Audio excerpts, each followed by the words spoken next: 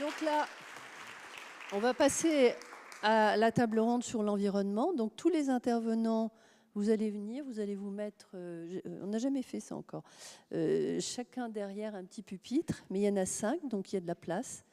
Donc Jean-Arthur, Claude, Émilie, non, ça c'est après. Donc voilà. Et puis il m'en manque. Voilà, Julia, tu recommences. On n'est que 4 ? Oui, il n'y en a que 4 en fait. Donc il y a plus de place que... Donc c'est bon. Donc je pense que les micros marchent, ce qui permettra au moment de la table, enfin de vos échanges, de parler les uns et les autres. Donc ce sera super. Donc Jean-Arthur et Julia, je vous laisse mener les débats. Alors la première présentation sera celle d'Anne-Sophie Évrard, donc pour les diapos, si vous voulez le savoir là-haut.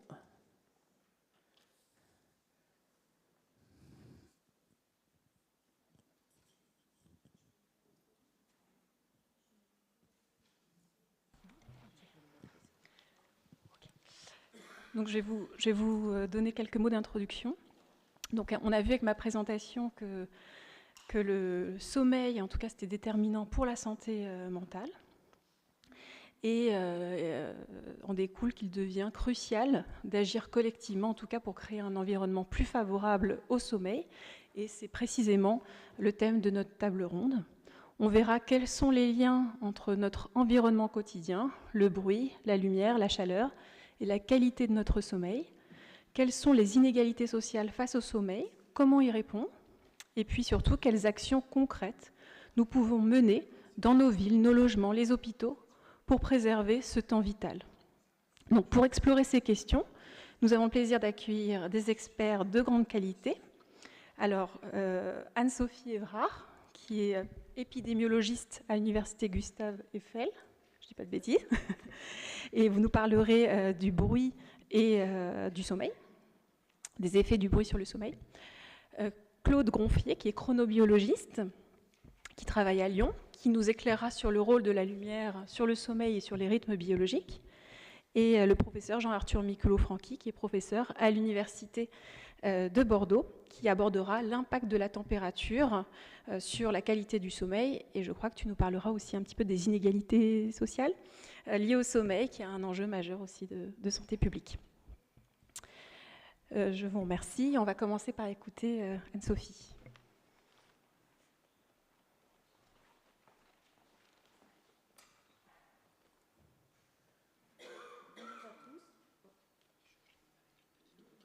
Oui, si c'est bon, ça a l'air d'aller. Bonjour à tous, merci d'être là. Je tenais d'abord à remercier Agnès Briand-Ducou pour m'avoir invité à venir parler des effets du bruit sur le sommeil, suite à une collaboration que nous avons eue dans le cadre des activités d'Agnès à l'ACNUSA, qui est l'autorité de contrôle des nuisances aéroportuaires. Alors du coup, je suis, comme l'a dit la modératrice chargée de recherche à l'université Gustave Eiffel. Alors juste un petit mot peut-être sur l'université Gustave Eiffel. Ce n'est pas entre guillemets une vraie université. En fait, c'est la première université en France qui résulte de la fusion d'une université avec un institut de recherche et qui s'appelait l'IFSTAR. Et donc moi, je suis originellement issue de l'IFSTAR. Voilà. Et donc, je vais vous parler des effets du bruit sur le sommeil.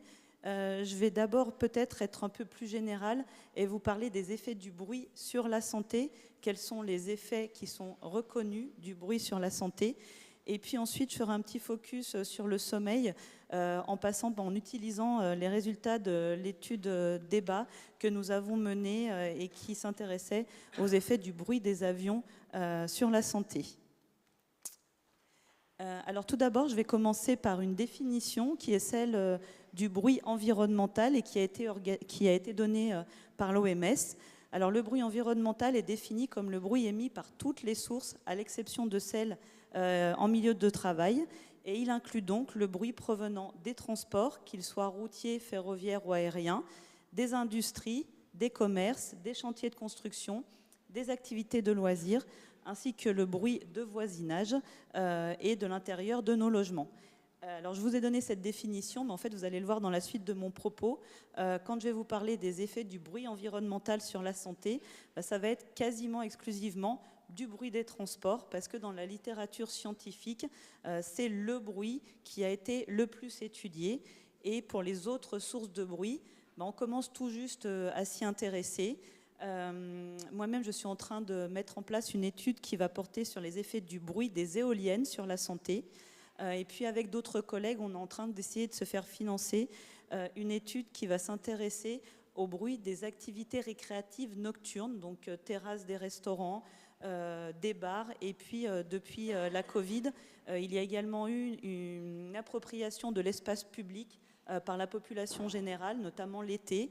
Et ces activités-là, elles gênent et elles perturbent le sommeil des riverains dans les quartiers des villes qui sont concernés, notamment par une forte attractivité touristique. Alors en ce qui concerne le bruit et ses effets, tout est une question d'échelle et de durée. Alors, vous n'êtes peut-être pas tous familiers avec le bruit, donc je vous ai mis ici une échelle de niveau de bruit, et donc qui va de 0 à 130, et les niveaux de bruit sont mesurés en décibels. Et puis le niveau de bruit le plus communément utilisé est le décibel A. C'est une pondération, la pondération A, qui va prendre en compte le fait que l'oreille humaine perçoit mieux certaines fréquences. Voilà, et donc par exemple, dans un bureau tranquille, vous allez avoir 40 décibels. Et puis dans une salle de classe un peu bruyante, vous allez avoir 70 décibels. Et un avion au décollage à 100 mètres, lorsque vous êtes vraiment à proximité du réacteur, vous allez avoir 130 décibels, sachant que 120 décibels, c'est ce qu'on appelle le seuil de la douleur. Ensuite, en termes d'effet, pour des très forts niveaux, aux alentours de 105 décibels A, on va rencontrer ce qu'on appelle les risques immédiats à court terme pour l'audition. Ensuite, entre 80 et 105 décibels A, on va retrouver les risques à moyen ou long terme pour l'audition, toujours si l'exposition à de tels niveaux est chronique. Mais en fait, les niveaux de bruit pour lesquels je vais vous parler des effets sur la santé, ce sont des niveaux de bruit qui sont quand même relativement inférieurs, compris entre 40 et 80 décibels A, qui correspond à la gamme des bruits environnementaux qui peuvent conduire à des extraits extra-auditifs du bruit. Et ces effets vont se manifester lors d'expositions chroniques ou répétées à ces niveaux sonores qui sont plus faibles que ceux que j'ai mentionnés précédemment et qui peuvent conduire à des risques pour l'audition. Et puis, il faut garder en tête que quand on s'intéresse aux effets du bruit sur la santé, il n'y a pas que des facteurs acoustiques qui vont pouvoir jouer. Alors, il y en a qui sont listés ici. Le niveau sonore, la fréquence. Dans l'étude sur les éoliennes qu'on est en train de mettre en place, on va s'intéresser non seulement au bruit audible, mais également aux sons de basse fréquence et plus particulièrement aux infrasons qui sont produits par les éoliennes. Et nous allons regarder si ces sons-là ont également des effets sur la santé. Vous avez le caractère continu ou intempestif du bruit, sa durée d'exposition, la sensibilité individuelle, mais vous avez aussi tout un tas de facteurs non acoustiques, qui soient contextuels ou individuels, qui peuvent jouer. Et Jean-Arthur vous parlera de défaveur sociale, mais c'est un facteur qui est de plus en plus regardé quand on s'intéresse aux effets du bruit sur la santé. Alors je vais commencer par les perturbations du sommeil, puisque les perturbations du sommeil et la gêne due au bruit sont les effets du bruit sur la santé qui ont été le plus souvent étudiés depuis le plus longtemps, avec le plus d'études et le plus de résultats convergents. Alors, excusez-moi si je n'utilise pas tout à fait votre vocabulaire, mais je ne suis pas médecin du sommeil, je suis épidémiologiste, mais je pense que vous comprendrez quand même mon propos.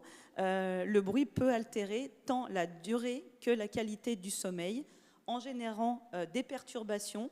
Alors, les études d'épidémio, elles ont plutôt utilisé des questionnaires pour évaluer ces perturbations du sommeil, mais que ce soit l'utilisation de questionnaires ou l'utilisation de mesures plus objectives réalisées par exemple avec des actimètres, eh bien, les études montrent un retard à l'endormissement, une augmentation du nombre et de la durée des éveils nocturnes, qu'ils soient conscients ou inconscients, la modification de la durée totale du sommeil, ainsi que la modification des différentes phases de sommeil avec une diminution du sommeil lent profond qui est le plus réparateur et des phases de sommeil paradoxal. Alors moi je vous ai mis ici des cycles du sommeil. Alors tout d'abord à gauche, quand on a un sommeil normal, je pense que c'est quelque chose que vous connaissiez bien. Et puis un sommeil plus perturbé par le bruit, où on voit qu'on aura beaucoup moins de temps passé dans des phases de sommeil profond, et puis également une perturbation des phases de sommeil paradoxal. Alors là, je vais être plus large. En fait, l'OMS émet ce qu'on appelle des lignes directrices du bruit dans l'environnement. Et la dernière mise à jour de ces lignes directrices date de 2018.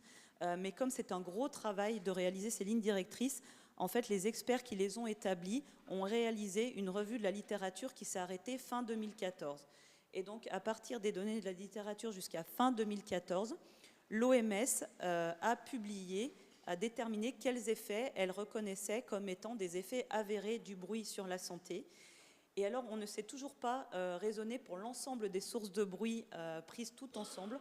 On ne sait raisonner que source de bruit par source de bruit.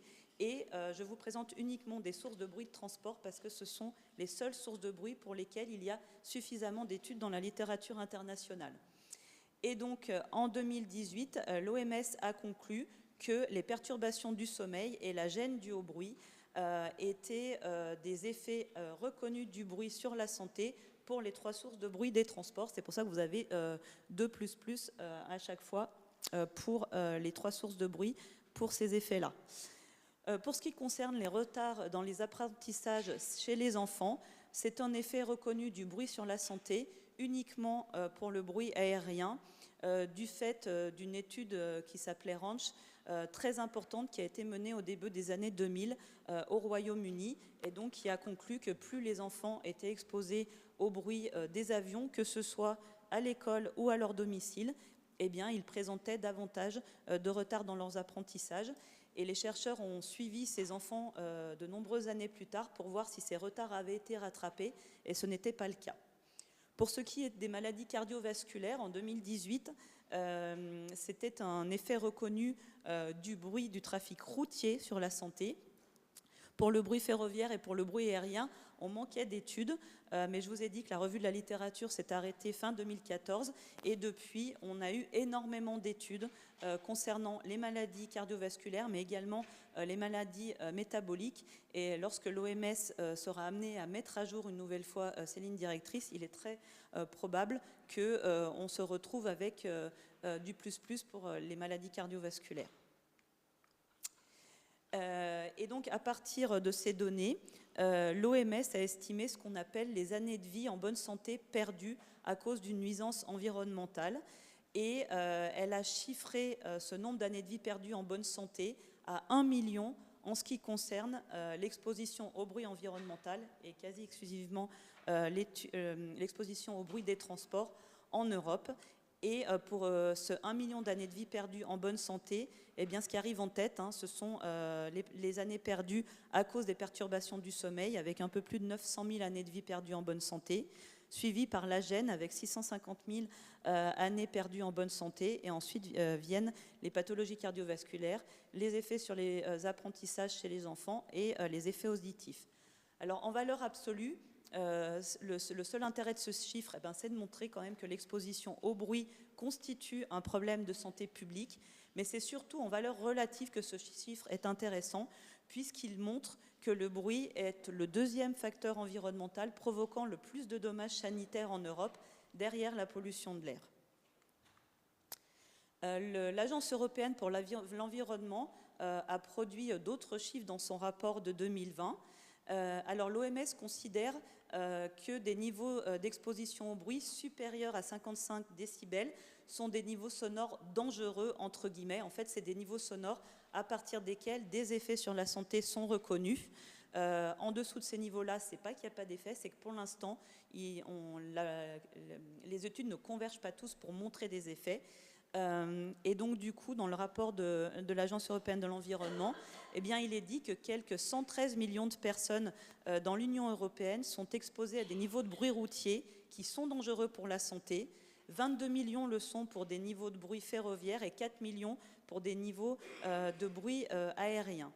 12 000 décès prématurés par an se produisent du fait de l'exposition au bruit. 22 millions de personnes en Europe souffrent d'une forte gêne chronique liée à leur exposition au bruit. Et enfin, ce qui nous intéresse aujourd'hui, 6,5 millions de personnes souffrent de troubles chroniques du sommeil qui sont liés au bruit. Alors, en dehors de ces effets qui ont été reconnus par l'OMS, donc je vous l'ai dit, hein, les effets sur le système cardiovasculaire sont de plus en plus documentés, avec une élévation de la pression artérielle, un risque accru d'hypertension, un risque accru d'accident vasculaire cérébral et un risque augmenté d'infarctus du myocarde. Depuis 2017, on constate également, grâce à l'explosion du nombre d'études sur le sujet, des effets sur le système métabolique avec une augmentation du risque de diabète de type 2 et une augmentation de l'obésité.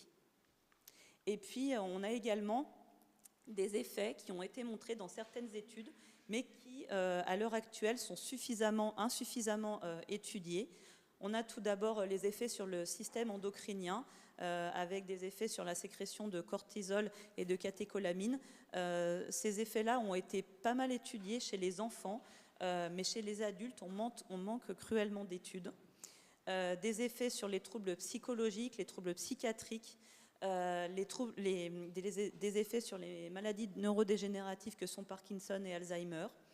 Tout à l'heure, le monsieur qui a introduit cette journée a rappelé le fait que dans la définition de la santé donnée par l'OMS, il y avait également le bien-être. Eh bien, effectivement, il y a quelques études qui s'intéressent à la perception de la santé par les individus, leur bien-être, leur qualité de vie, mais il faudrait poursuivre l'étude de ces effets-là. Il faudra approfondir l'étude des effets à long terme des troubles du sommeil qui sont liés au bruit. Et puis, on a quelques études qui portent sur les issues défavorables de la grossesse, des naissances prématurées, des malformations congénitales, des faibles poids de naissance. Et puis, il faudrait également regarder si les enfants qui ont été exposés in utero au bruit auraient une croissance normale ou des problèmes de croissance. Et puis enfin, dans les pays nordiques qui ont la chance d'avoir des registres de cancer et aussi des registres de population, eh bien, ils ont commencé à s'intéresser au risque de cancer en lien avec le bruit. Et donc, ils ont trouvé des effets sur le cancer du sein. Pour la prostate, il y a une seule étude et ils n'ont rien trouvé. Et quelques études ont également trouvé des risques augmentés de lymphome. Et donc, le modèle qui expliquerait les effets du bruit sur la santé, et notamment sur la santé cardiovasculaire, eh bien, le bruit serait un facteur de stress psychosocial qui activerait le système sympathique, et ce qui affecterait la régulation métabolique et humorale de l'organisme et pourrait affecter donc le système notamment cardiovasculaire, mais également tous les autres systèmes de l'organisme. Et donc l'OMS, dans ses guidelines, émet des valeurs de recommandation.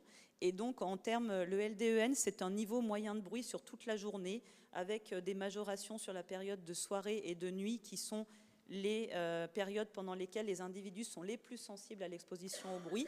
Et le L-Night, c'est une dose moyenne de bruit sur la nuit uniquement.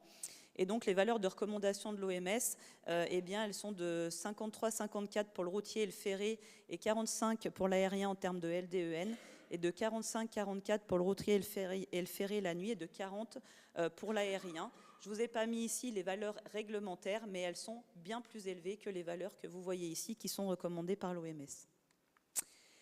Alors, pour me focaliser sur le sommeil, je vais vous parler de l'étude débat que nous avons menée entre 2009, alors j'ai mis 2023, mais on analyse toujours des données de cette grosse étude. Et je voudrais commencer par dire que je suis très fière, puisque cette étude a été lauréate du concours des Décibels d'Or 2024 dans la catégorie recherche. Le Décibel d'Or est un prix qui est remis par le Conseil national du bruit. Et donc, si ça vous intéresse, vous pouvez regarder sur ces liens. Nous avions créé une petite vidéo qui résumait un peu ce que nous avons fait dans cette étude et puis ce que nous avons trouvé. Alors, un petit mot de contexte tout d'abord. En fait, en 2004, le Conseil supérieur d'hygiène publique de France, qui était l'ancêtre de la Haute Autorité de Santé, a émis un avis en reconnaissant l'exposition au bruit des avions comme un problème de santé publique et a recommandé d'affiner la connaissance de la situation sanitaire française. Suite à cet avis, en 2009, la Direction générale de santé, en collaboration avec la CNUSA, a sollicité l'IFSTAR à l'époque pour mettre en œuvre une étude épidémiologique. Et donc DEBA est le premier programme de recherche d'ampleur en France dont l'objectif était d'évaluer les effets éventuels de l'exposition au bruit des avions sur la santé des riverains d'aéroports. C'est un projet qui a été mis en œuvre avec de nombreux partenaires, alors plusieurs laboratoires de l'université Gustave Eiffel, Bruit-Parif, qui est le centre d'évaluation technique de l'environnement sonore ici en Île-de-France, le centre du sommeil et de la vigilance de l'Hôtel-Dieu de Paris par l'intermédiaire du professeur Damien Léger, et le centre épidémiologique des causes médicales de décès de l'INSERM. Et puis, nous avons bénéficié de l'assurance technique de tout un tas de laboratoires. Donc, le laboratoire de biochimie des Hospices civils de Lyon, qui a analysé des données des prélèvements de salive pour déterminer des concentrations de cortisol. J'en parlerai pas ici aujourd'hui, mais on avait fait ce genre de prélèvement dans débat. Aéroport de Paris et la Direction générale de l'aviation civile qui nous ont fourni des données d'exposition au bruit. Acouscité, qui est le pendant de Bruit-Parif pour la métropole de Lyon. Air Parif et Air Rhône-Alpes, parce que quand on s'intéresse aux effets du bruit sur la santé, on est obligé de prendre également en compte la pollution de l'air. Et puis GFK-ISL, un institut de sondage qui nous avait permis de recruter des participants à notre étude. Et cette étude a été financée par la Direction générale de la santé, la Direction générale de la prévention des risques, la DGAC, la CNUSA, l'ANSES et puis l'université Gustave Eiffel. Nous avons mené cette étude à proximité de 3 aéroports français majeurs que sont Paris-Charles de Gaulle, Lyon-Saint-Exupéry et Toulouse-Blagnac. Vous allez me dire peut-être en tant que Parisien, il n'y a pas Orly dans cette étude. Eh bien non, parce qu'en fait à Orly, il y a un couvre-feu et vous le verrez, nous avons réalisé un focus sur le sommeil dans débat et donc nous avons préféré ne pas prendre en compte un aéroport où il y avait un couvre-feu. Débat, ce n'est pas une étude, mais c'est en fait 3 études qui correspondent à 3 approches méthodologiques qui sont complémentaires en épidémiologie, une étude écologique, une étude longitudinale et une étude entre guillemets clinique qui s'est focalisée sur le sommeil. Alors l'étude longitudinale de Débat, elle a porté sur 1244 participants. Nous avons utilisé des cartes de bruit fournies par Aéroports de Paris et la DGAC pour estimer leur exposition au bruit des avions. Donc vous avez ces cartes de bruit sur le slide ici. En fait, vous voyez qu'on est plus exposé au bruit des avions quand on est dans l'axe des pistes que quand on est en latéral des pistes. Ces 1244 participants, ils ont été interviewés en face à face à leur domicile par des enquêteurs en 2013, en 2015 et en 2017. Donc nous avons réalisé un suivi de ces participants. Nous leur avons passé un questionnaire qui portait sur l'état de santé perçu, les troubles psychologiques, la gêne due au bruit, les perturbations du sommeil, le risque d'hypertension. Et puis les enquêteurs ont également réalisé certaines mesures physiologiques. Donc ils ont mesuré la pression artérielle, la fréquence cardiaque et déterminé le cortisol salivaire à partir de prélèvements de salive le matin et le soir. Et puis nous avons également réalisé une étude sommeil qui portait sur un sous-échantillon de cette étude longitudinale qui portait donc sur 90 riverains de l'aéroport de Paris-Charles de Gaulle et de 20 riverains de l'aéroport de Toulouse-Blagnac. Nous avons réalisé un certain nombre de mesures sur ces participants. Alors tout d'abord des mesures acoustiques. Bruit-Parif a placé des sonomètres à l'intérieur de la chambre à coucher et en façade de cette chambre à coucher. Donc c'est ce que vous voyez ici sur ces 2 photos. Et ces sonomètres sont restés en place pendant 7 jours et 7 nuits. Et à l'aide de l'ensemble des mesures qui ont été réalisées et de traces radars qui ont été fournies par la DGAC pour identifier les passages d'avions, eh bien, Bruit-Parif a déterminé un algorithme qui a vraiment permis d'isoler une dose de bruit uniquement due aux avions sur l'oreiller, si je puis dire. Donc tous les autres bruits ont pu être éliminés grâce à cet algorithme. Parallèlement, nous avons demandé aux participants pendant 24 heures de porter un dosimètre pour connaître leur exposition à tous les types de bruits pendant la journée, parce qu'il a été montré dans la littérature que quand on avait une exposition au bruit importante pendant la journée, notamment pendant notre activité professionnelle par exemple, eh bien ça pouvait avoir des effets sur le sommeil pendant la nuit qui suivait notre exposition. Et parallèlement à ça, eh bien, nous avons demandé aux participants de porter un actimètre et de remplir un agenda du sommeil pendant les mêmes 7 jours que les mesures acoustiques étaient réalisées. Bon, je ne vous présente pas un actimètre, hein, je pense que vous savez tous ce que c'est.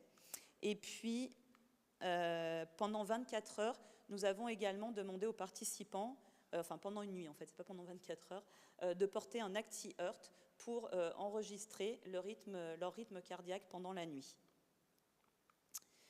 Je vais passer aux résultats. Donc d'abord les résultats de l'étude longitudinale, alors en me focalisant sur le sommeil.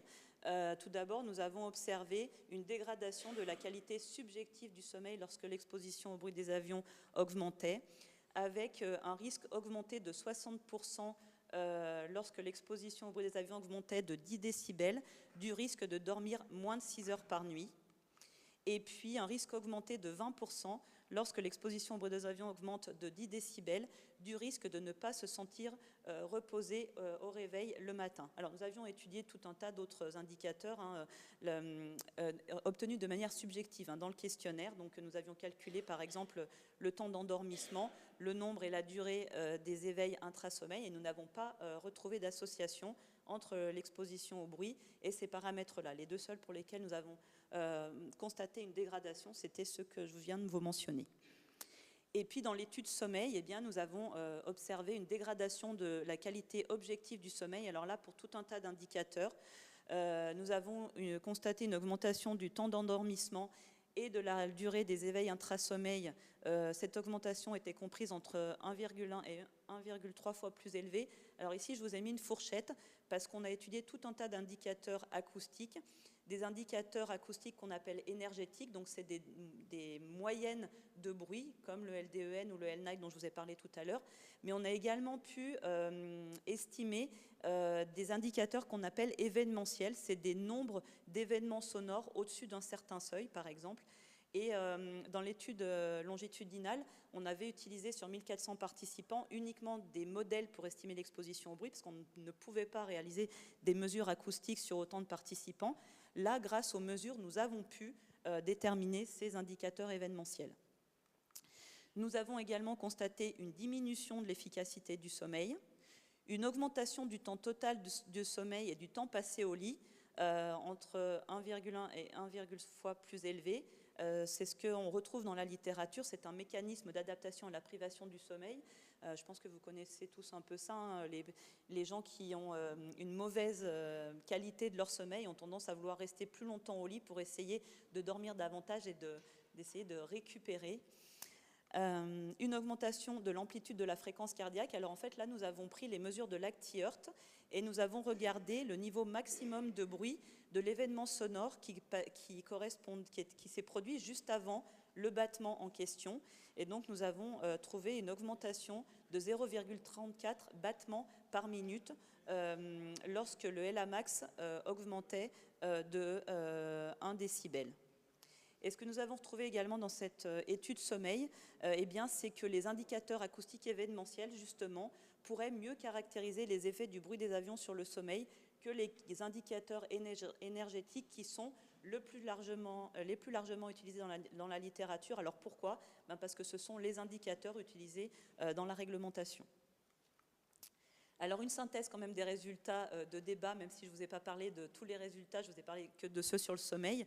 Eh bien nous avons trouvé que les effets délétères du bruit des avions sur la santé concernaient une dégradation de l'état de santé perçu par les participants, des effets sur la santé psychologique, une augmentation de la gêne due au bruit, une dégradation de la qualité et de la quantité du sommeil, des effets sur le système cardiovasculaire et sur le système endocrinien. Alors les originalités de débat, la plupart des études dans la littérature s'intéressaient à un effet sur la santé spécifique. Nous avons choisi d'adopter une approche globale des effets sanitaires du bruit des avions. Nous avons suivi les personnes dans le temps. Nous avons réussi à regarder des liens entre effets rapportés indicateurs de santé et des mesures physiologiques. Nous avons réalisé des mesures acoustiques et utilisé des indicateurs événementiels, et puis réaliser des enregistrements actimétriques et du rythme cardiaque, ce qui est extrêmement rare dans des études épidémiologiques de grande ampleur. Ce sont plutôt des mesures qui sont réalisées en laboratoire. Alors bon, je voudrais remercier la CNUSA, les financeurs, l'équipe débat, tous les collaborateurs et puis bien sûr les participants sans lesquels je ne serais pas là aujourd'hui. Si vous êtes intéressé, on a un site web, alors je m'excuse, il date des années 2010, donc il n'est pas tout à fait au goût du jour, mais n'empêche qu'il y a toutes nos publications, si ça vous intéresse, sur ce site-là. Et puis je voudrais terminer en vous disant un mot sur les perspectives. Je vous ai mentionné les études sur les éoliennes, sur le bruit des activités récréatives nocturnes, mais on voudrait également essayer de mener des recherches sur les effets insuffisamment étudiés, et notamment avec des collègues de l'INSERM, on a comme projet d'étudier les effets du bruit des transports sur le cancer à l'aide de la cohorte E3N génération. Nous poussons nos collègues acousticiens à voir comment il serait possible de disposer d'une mesure plus précise de l'exposition au bruit, et notamment comment prendre en compte, c'est mon dernier point, la multi-exposition, parce qu'il y a une quinzaine d'années, quand j'ai commencé à travailler sur le bruit, on disait déjà qu'il fallait s'intéresser à la multi-exposition, mais en 2025, on n'y arrive toujours pas. Tout comme on n'arrive toujours pas à bien prendre en compte la pollution de l'air quand on s'intéresse au bruit, tout comme nos collègues qui s'intéressent à la pollution de l'air n'arrivent pas bien à prendre en compte le bruit dans leurs études. Je vais faire peut-être le pendant de ce qui a été présenté tout à l'heure sur la santé mentale, par exemple. Il n'y a pas beaucoup d'études sur bruit et santé mentale, parce que dans nos études épidémiaux, c'est toujours difficile de caractériser précisément et objectivement certains effets sur la santé. Et puis, en épidémiologie, il faut toujours s'assurer de la bonne prise en compte des facteurs de confusion potentiels dans nos études, ce qui n'est pas toujours facile. Et enfin, je voudrais terminer en faisant le lien avec les perturbations du sommeil et tous les autres effets sur la santé, en vous parlant du mécanisme possible entre niveau de bruit et dégradation de la santé. Et pour cela, je voudrais vous introduire la notion de médiateur. Alors, un médiateur, en statistique, c'est une variable intermédiaire par laquelle les niveaux de bruit sont susceptibles d'affecter la santé. Alors, on sait que les niveaux de bruit peuvent affecter directement la santé, mais on sait aussi qu'ils pourraient l'affecter en passant par un fameux médiateur. Et donc, les perturbations du sommeil sont un candidat médiateur pour essayer d'expliquer le mécanisme possible des effets du bruit sur la dégradation de la santé. Alors, on sait que le bruit a des effets sur le sommeil, et on sait par ailleurs que des perturbations du sommeil vont avoir des effets sur la santé. Et donc, il existe des modèles statistiques qui peuvent arriver à caractériser ces effets médiés et à les quantifier. Et donc, les perturbations du sommeil ne sont pas le seul candidat au rôle de médiateur. On a, j'ai envie de dire, évidemment le stress, et puis la gêne due au bruit. Et j'ai d'ailleurs un doctorant qui a soutenu sa thèse avec moi l'année dernière, qui s'était intéressé au rôle médiateur de la gêne dans la relation entre niveau de bruit et état de santé perçu. Il a utilisé pour cela des modèles statistiques qui sont plus communément utilisés en recherche clinique, et il a réussi à montrer que les 2/3 de la dégradation de l'état de santé perçu à cause du bruit sont en fait dus à la gêne due au bruit. Et donc on aimerait pouvoir réaliser le même type de travaux en ce qui concerne les perturbations du sommeil. Voilà, je vous remercie de votre attention.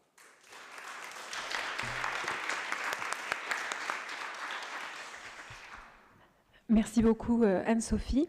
On discutera à la fin des 3 présentations, voir s'il y a peut-être des effets additifs justement du bruit, de la température, de la lumière sur la santé mentale. Et on va accueillir Claude Gronfier donc, sur la lumière et le sommeil. Merci beaucoup. Merci beaucoup Julia. Vous m'entendez ? Merci beaucoup Agnès et Sylvie pour votre invitation. Je suis très honoré d'être dans un aussi beau lieu et parmi vous aujourd'hui. Donc, je vais vous parler de sommeil et lumière. C'est mon thème de recherche. Pour ceux qui ne me connaissent pas, je travaille au Centre de recherche en neurosciences de Lyon. Et on s'intéresse très spécifiquement aux effets de la lumière sur les rythmes circadiens, les rythmes biologiques et le sommeil, à la fois en termes de mécanismes et d'applications chez l'humain. Alors, pour ceux qui n'ont pas entendu parler de rythmes biologiques circadiens, est-ce que vous pouvez lever la main, ceux qui n'ont jamais entendu parler de rythmes circadiens ? J'espère qu'il n'y a pas de main qui se lève. Bon, parfait. Donc, je vais aller très, très vite. Vous savez qu'elle est localisée dans les noyaux suprachiasmatiques de l'hypothalamus. Et ce n'est pas une mauvaise chose parce qu'elle reçoit cette structure des afférences de l'œil qui permettent sa synchronisation. Ce qu'on sait, c'est quand on enregistre cette structure, elle a une activité rythmique qui est proche de 24 heures. Proche.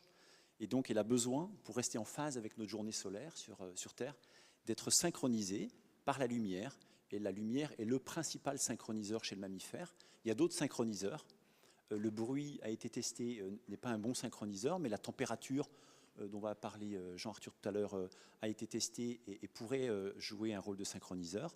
La prise du café le matin, la douche, joue un rôle de synchroniseur, mais ce sont des synchroniseurs faibles. Le plus puissant chez l'humain, chez le mammifère en général, c'est la lumière.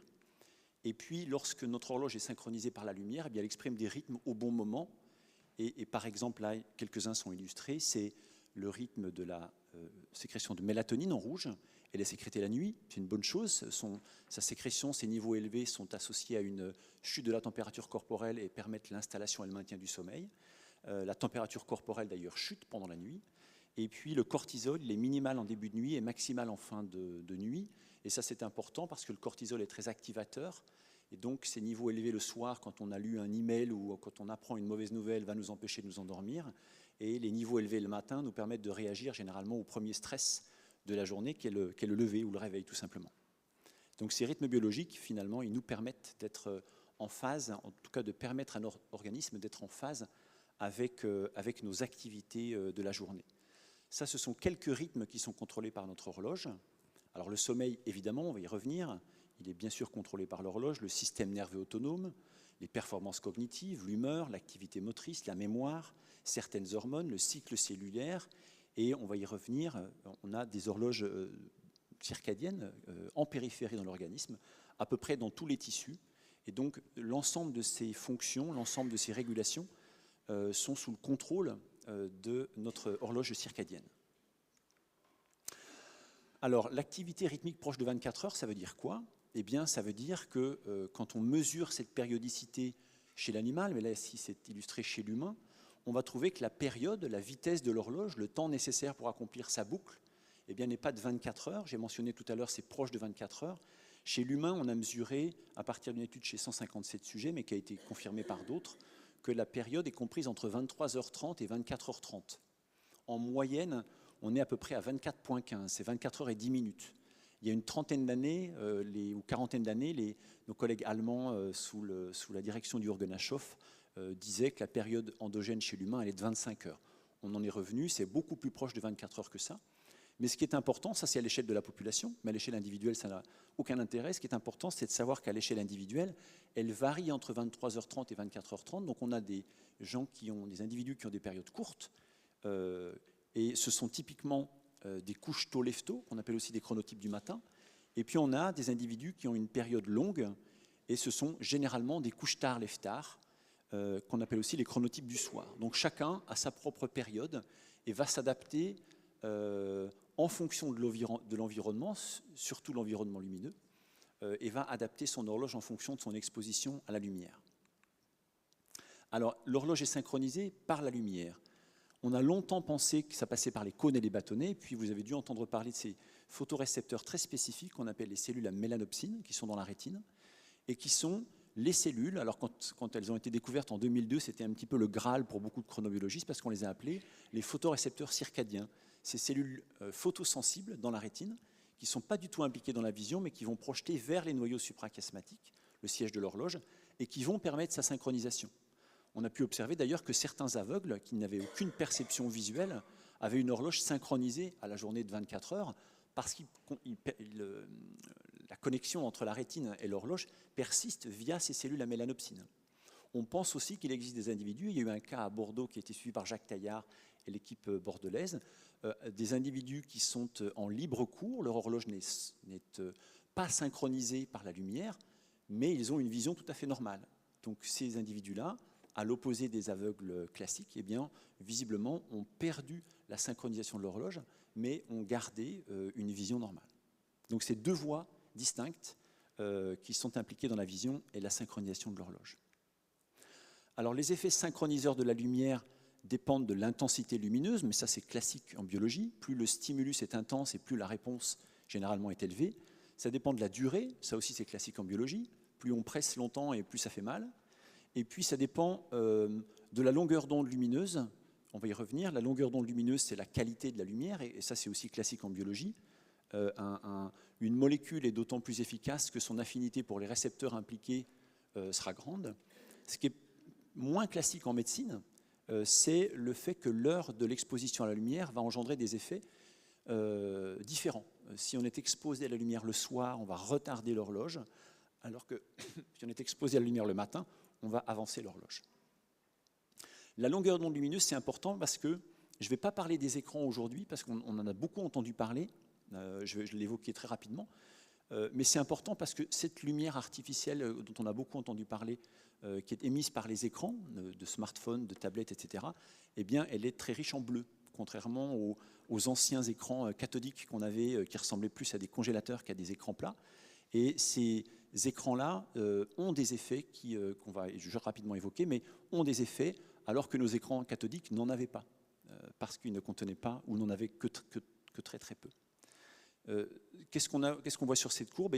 On voit que la sensibilité de nos cellules à mélanopsine, elle culmine vers 480 nanomètres. Ça, c'est la lumière bleue, un petit peu. Alors on dit classiquement que c'est la lumière du ciel. C'est une longueur d'onde qui est particulièrement agréable et qui est comprise entre le violet et le vert. Alors les rythmes exprimés au bon moment, ça veut dire quoi? Ça veut dire qu'ils doivent être exprimés à un certain moment pour pouvoir optimiser la physiologie.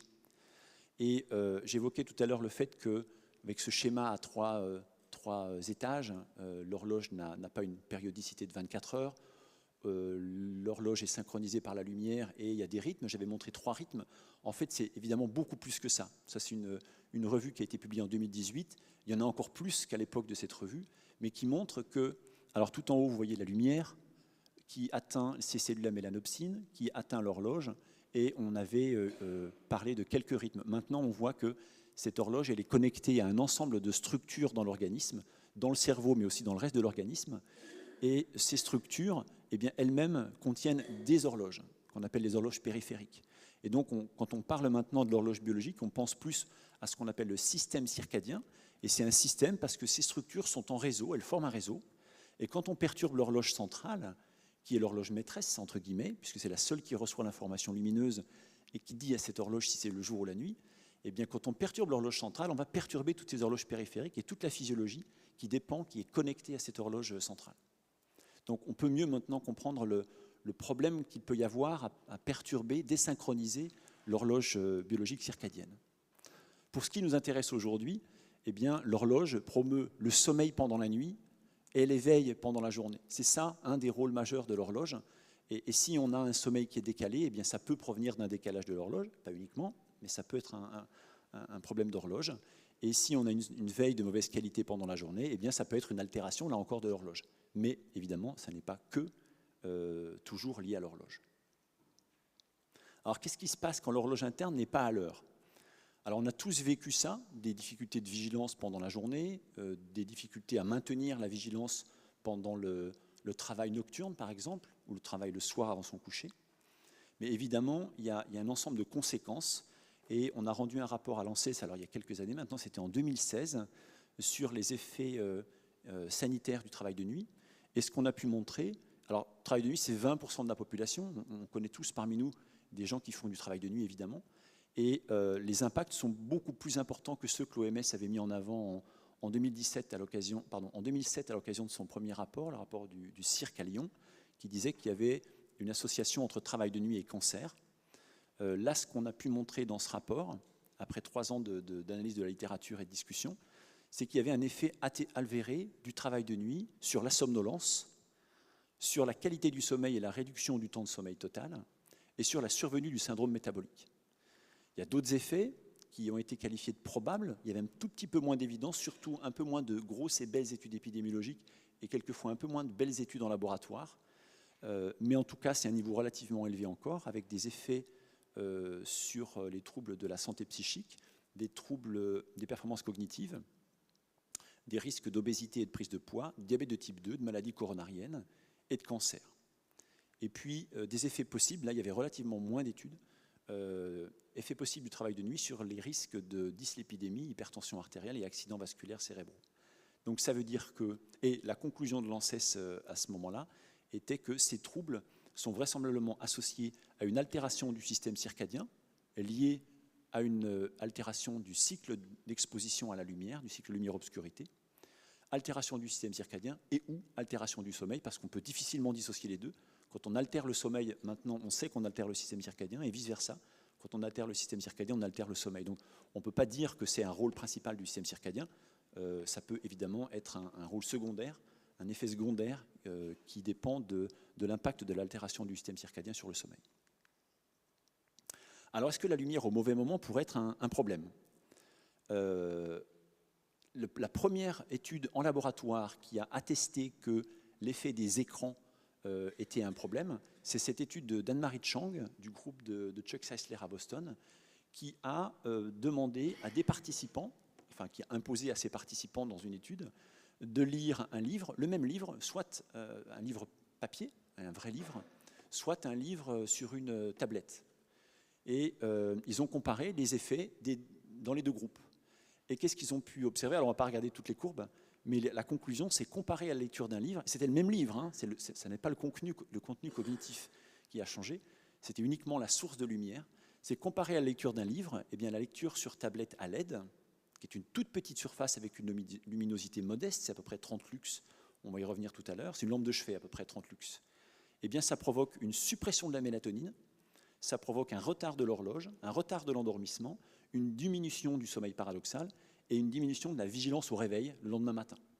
Donc ça, c'était la première étude, elle a été publiée en 2014, incontestable parce que tout avait été bien contrôlé. Et là, c'est la lumière en tant que telle, c'est pas, par exemple, le contenu cognitif comme je l'évoque, ça n'est pas la même chose ici que l'effet que pourrait avoir un écran d'un joueur qui jouerait à des jeux vidéo. Là, il y a non seulement la lumière, mais il y a l'effet cognitif. Donc c'est difficile de séparer les deux.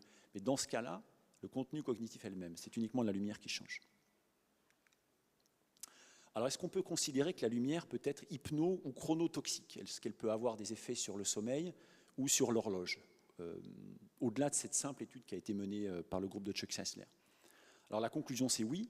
Et Chuck Czeisler, dont on a parlé, a fait un très beau papier, une belle perspective. Alors, elle est un peu ancienne, maintenant 2013, mais elle est toujours valable, dans lequel il explique qu'en fait, vraisemblablement, lui, il explique qu'il propose que finalement, la lumière artificielle dans nos sociétés, c'est le plus grand perturbateur du sommeil, tout simplement. En listant un certain nombre d'études très bien menées, il montre que le sommeil est perturbé, réduit en durée, réduit en qualité, de plus en plus, et que cet effet-là, vraisemblablement, cette observation-là, est liée à l'utilisation de l'électricité à la maison. Alors, il n'a pas dit que c'était l'écran, les écrans uniquement, mais c'est l'existence de l'électricité qui finalement expose l'organisme à de la lumière, alors qu'en termes évolutifs, on n'a pas évolué comme ça. On n'est pas habitué à recevoir de la lumière pendant la nuit biologique, pendant la nuit solaire. On n'a jamais eu de lumière pendant la nuit solaire, à l'exception de la pleine lune, qui apporte des niveaux de lumière très bas, qui sont de l'ordre de 1 lux. Un lux, pour vous donner une idée, c'est une bougie à 1 mètre de l'œil dans le noir. La Lune, c'est à peu près 1 lux. Et donc, c'est très peu de lumière. On n'a pas été adapté à cette lumière artificielle encore, malgré son existence depuis maintenant une centaine d'années. Et donc, ça, c'était la perspective de Chuck Czeisler.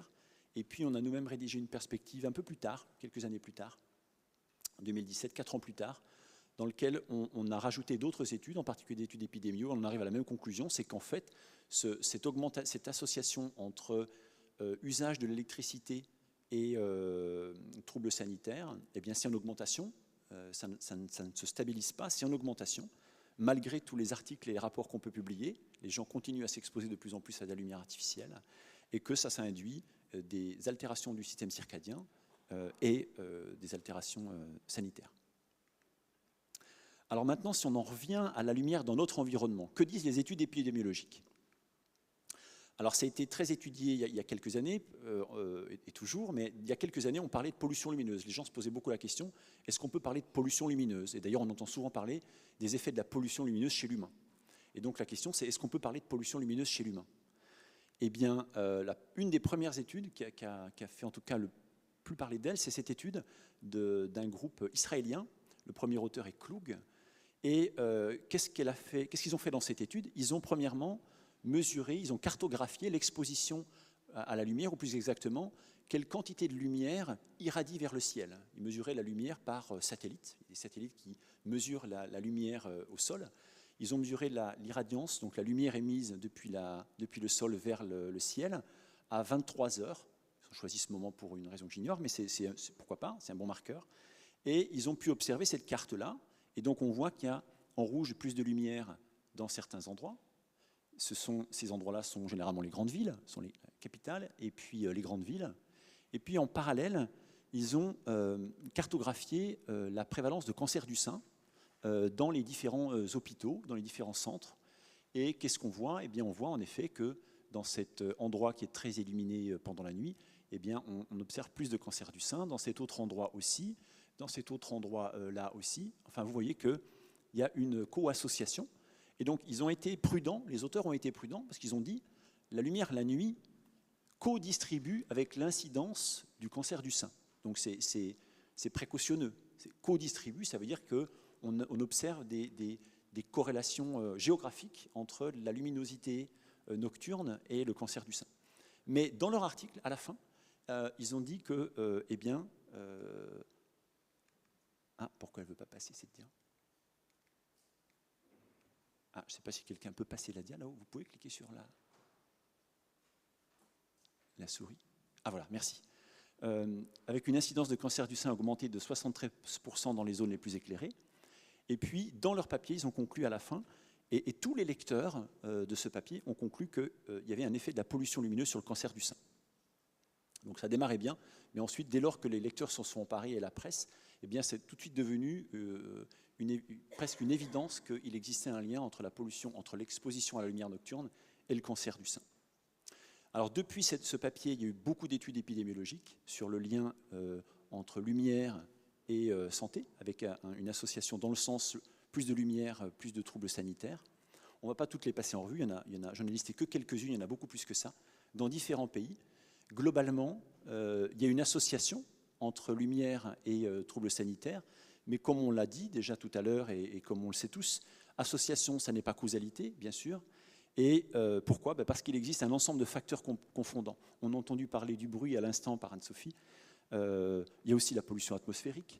Et il y a aussi des comportements individuels qui peuvent expliquer en fait pourquoi on a ces troubles-là. Donc l'ensemble de ces études ne permet pas d'exclure, enfin ne permet pas d'inférer que la lumière en tant que telle est le facteur explicatif des troubles sanitaires.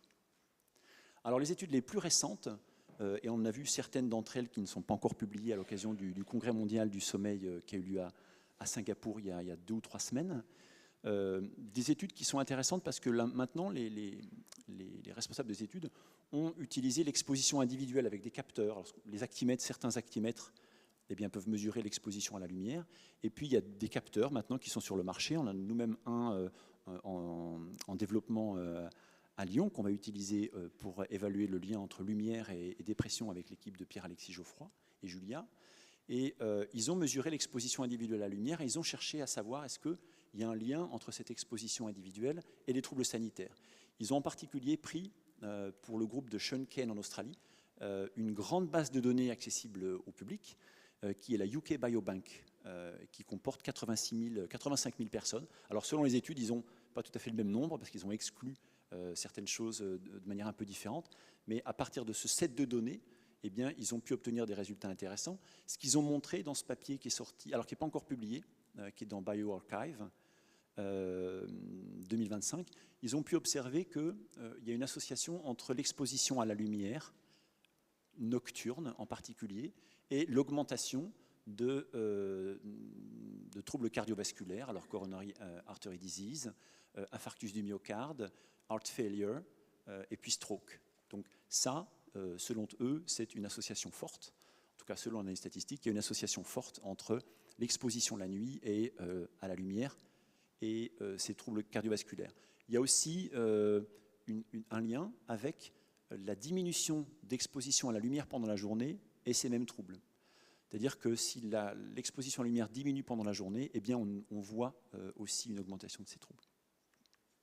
Et puis, ils ont observé aussi, dans une autre étude qui a été, elle, publiée dans le Lancet Regional Europe en 2024, étude longitudinale, j'ai oublié de préciser, celle à gauche, c'est une étude transversale. Donc c'est un instant T, on regarde, est-ce qu'il y a une association?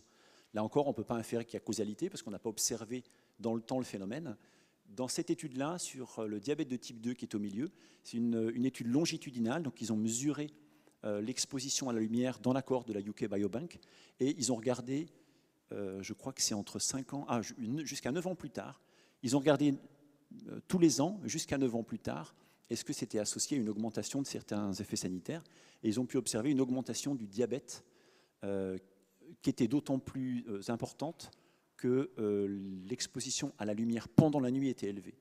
Donc chez ceux chez qui l'exposition à la lumière est la plus élevée, on a une augmentation du diabète qui est plus importante. Et puis la dernière étude que je voulais vous montrer, c'est celle sur la santé mentale, qui est une étude transversale, là encore, non longitudinale, qui a été publiée dans Nature Mental Health il y a 2 ans. Et ils ont montré, alors là j'ai illustré la courbe sur la dépression, le trouble dépressif majeur. On voit que selon la quantité de lumière à laquelle les personnes sont exposées, ici ce sont ceux qui sont exposés au deuxième quartile, ça veut dire entre 25 et 50% de lumière en plus que le premier groupe.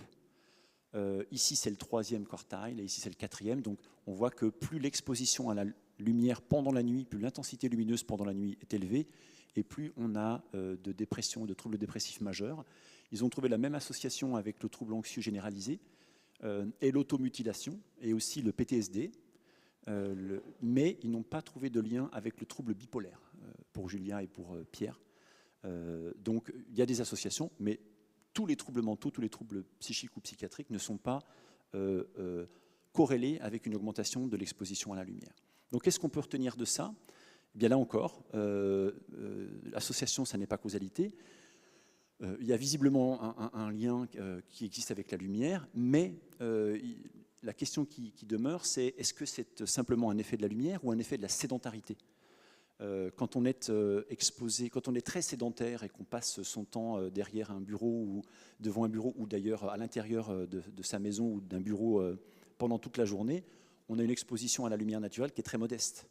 Est-ce que c'est lié, par exemple pour le diabète, au fait que lorsqu'on est exposé à la lumière la nuit, eh bien, c'est peut-être parce qu'on a allumé la lumière, on est allé manger, ou parce que tout simplement on a décalé ses heures de coucher et ses heures de repas, ce qui fait que non seulement on a pendant la nuit une exposition à la lumière, mais on a aussi une consommation de repas qui n'est pas celle de ceux chez qui il n'y avait pas eu de lumière la nuit. Et puis pareil pour la dépression majeure, est-ce que ça n'est pas lié au comportement, puisque il est connu depuis maintenant quelques années que les patients qui souffrent de troubles de leur santé mentale vont avoir tendance à sortir moins, à être exposés moins à la lumière naturelle pendant la journée, ce que vous avez aussi montré chez vous. Et donc ça peut être un problème de comportement, c'est-à-dire ce n'est pas nécessairement la diminution d'exposition à la lumière pendant la journée qui conduit à un problème de santé mentale, mais ça peut être un problème de santé mentale qui va conduire à une moindre exposition à la lumière dans la journée. Que disent les études fondamentales en laboratoire ? Eh bien, elles disent que l'humain est beaucoup plus sensible à la lumière qu'on ne le pensait. On a montré dans notre équipe, et ça a été confirmé par d'autres, que notre physiologie répond à des niveaux de lumière très bas, entre 2 et 10 lux. 10 lux, c'est l'équivalent d'un smartphone quand il est en mode normal, un peu en mode nuit. On a un peu moins de lumière avec le mode nuit. Mais pour ceux qui sont hypermétropes ou même myopes, on augmente généralement l'intensité de la lumière dès lors qu'on n'a plus ses lunettes. Et donc 10 lux, c'est ce que va émettre un smartphone. Eh bien, ça va supprimer la sécrétion de mélatonine. Les effets sont aussi très rapides, puisqu'il suffit d'1 à 5 minutes de lumière pour déclencher des réponses. Là encore, on supprime la mélatonine en moins de 5 minutes. On va augmenter la température corporelle, là encore en moins de 5 minutes. Et puis, on va modifier notre EEG avec des expositions à partir de 2 minutes d'exposition à la lumière. On va déjà modifier le EEG. Donc, ces effets sont non seulement observés à des intensités très faibles, mais aussi avec des durées d'exposition très très courtes. Voilà. Et puis maintenant, est-ce que ces effets-là sont suffisants pour qu'on puisse clamer qu'il y ait des effets sur la santé humaine ? Ça, c'est le rapport de l'ANSES qui a été basé principalement en 2019, principalement sur des études en laboratoire chez l'humain, et qui ont montré qu'il existait, qui ont conclu qu'il existait un effet avéré de l'exposition à la lumière riche en bleu en soirée sur la latence en endormissement, la durée et la qualité du sommeil. Et puis, une perturbation des rythmes circadiens induite par cette exposition à une lumière riche en bleu en soirée, où la nuit est considérée comme avérée. Donc on a bien là des effets conclus par l'ANSES comme étant avérés, liés à une exposition à la lumière. Il y a des populations sensibles, on y reviendra peut-être tout à l'heure pendant la discussion. On n'est pas tous égaux face à la maladie, ou enfin on peut dire dans ce cas-là à la maladie, évidemment. Et donc il existe des populations sensibles qui sont sans doute plus à risque. Puis dernier point, donc on a vu des études épidémiologiques, on a vu des études en laboratoire, mais est-ce que derrière tout ça, il y a des liens, est-ce qu'il y a de la connexion neuroanatomique? Est-ce qu'il y a de la connectivité entre cette rétine qui capture la lumière et la santé?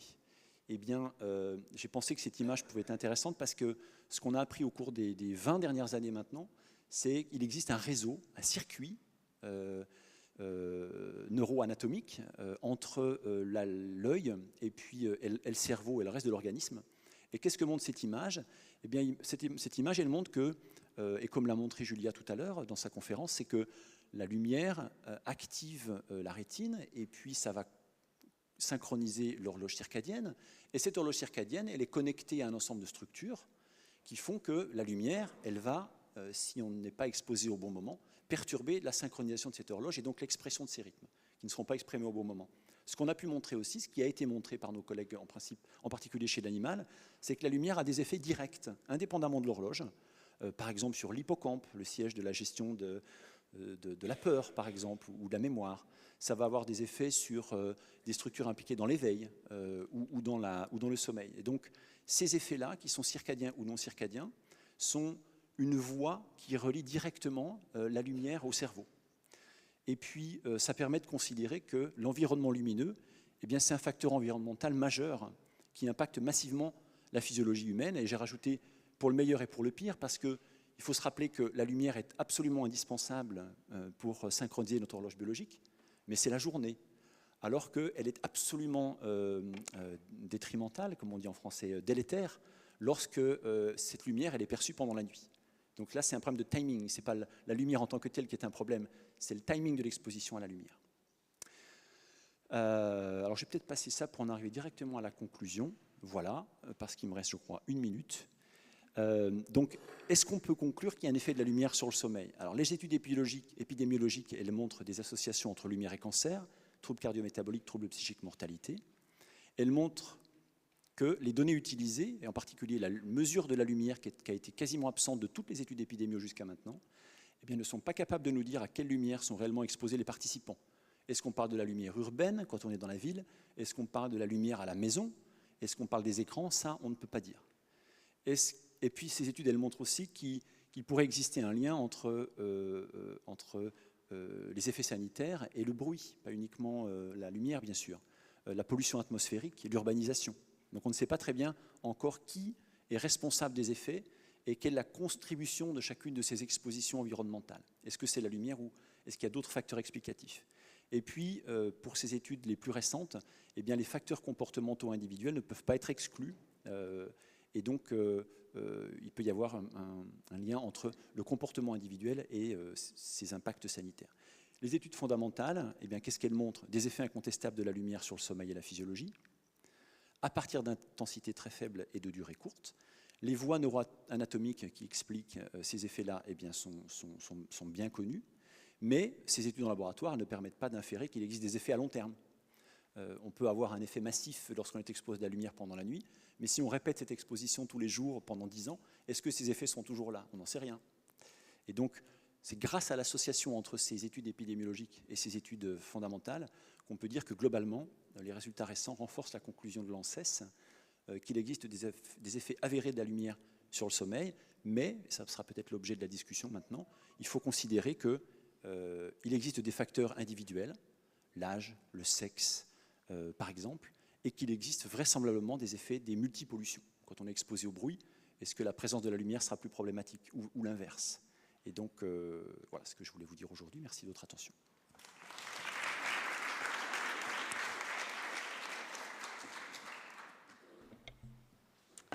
Merci beaucoup Claude. On va maintenant écouter Jean-Arthur sur l'impact de la température sur le sommeil. Merci beaucoup Jean-Arthur. Merci beaucoup Julia, merci à Sylvie pour l'invitation et à l'animation du réseau Morphée qui fait vivre la réflexion à la fois médicale et collective dans un but de santé publique autour du sommeil. Alors, moi, je vais vous parler de la température et du lien avec le sommeil. Alors, l'idée que la planète se réchauffe est maintenant assez bien établie. Ça, c'est le dernier rapport du GIEC qui a le mérite de faire des illustrations qui sont parlantes avec les différents scénarios. Globalement, le scénario là-haut est peu probable. Et on est plutôt autour d'un scénario intermédiaire à haut. Donc ça veut dire une augmentation entre 3 et 4 degrés de la température. Et pour vous rappeler, Chirac disait il y a 23 ans, la maison brûle et nous regardons ailleurs. Il continuait, la nature mutilée, surexploitée, ne parvient plus à se reconstituer et nous refusons de l'admettre. L'humanité souffre. Prenons garde que le XXIe siècle ne devienne pas pour la génération future celui d'un crime de l'humanité contre la vie. Il y a l'effort, c'était une autre époque où on mettait en avant ces grands principes d'humanité dans les instances internationales. Eh bien, on est 23 ans après et la planète continue à chauffer avec ses conséquences futures, sûres et actuelles sur l'extinction des espèces. Globalement, dans les scénarios les plus probables, donc plutôt moyen à haut, il y a toute une tranche de la Terre où il n'y aura plus trop d'animaux. Le risque pour la santé également, donc il y a des zones où il sera très difficile de vivre. Et sur les denrées alimentaires, il faudra aller cultiver des bananes assez au nord et pêcher sur les pôles arctiques et antarctiques, quoi. Donc il faudra consommer pas mal de pétrole pour aller pêcher des sardines très au nord. Donc ça fout un peu le moral en berne. Et on se dit, et les représentations du GIEC s'accompagnent de cycles comme ça, où on voit que la planète est en train d'aller vers un attracteur un peu négatif. Et toute la question, c'est de savoir comment on peut faire remonter cela. Et puis, du coup, il y a les somnologues qui se disent, et si le sommeil, c'était une variable d'intérêt ? Alors, pour continuer le moral en berne, Chandra Jackson, qui était très actif au sein du NIMH aux États-Unis pour l'impact du sommeil sur la santé populationnelle, je lui ai écrit cet après-midi pour lui dire, par rapport à l'étude INSV, qu'est-ce que c'est les questionnaires qu'on pourrait passer ? Elle est en congé sans solde, un mail automatique, elle a été virée par l'administration Trump. Donc, il n'y a plus au National Health Institute aux États-Unis de personnes qui gèrent les enjeux de santé populationnelle. La réponse automatique de son mail l'indique. Pour autant, elle était très active. Elle était au Congrès mondial il y a 2 ans. Elle n'y était pas, je ne l'ai pas vue cette année. Et le sommeil, elle disait, n'est pas simplement victime du changement climatique. Il pourrait devenir un levier d'adaptation, de justice et de résilience face à la crise planétaire.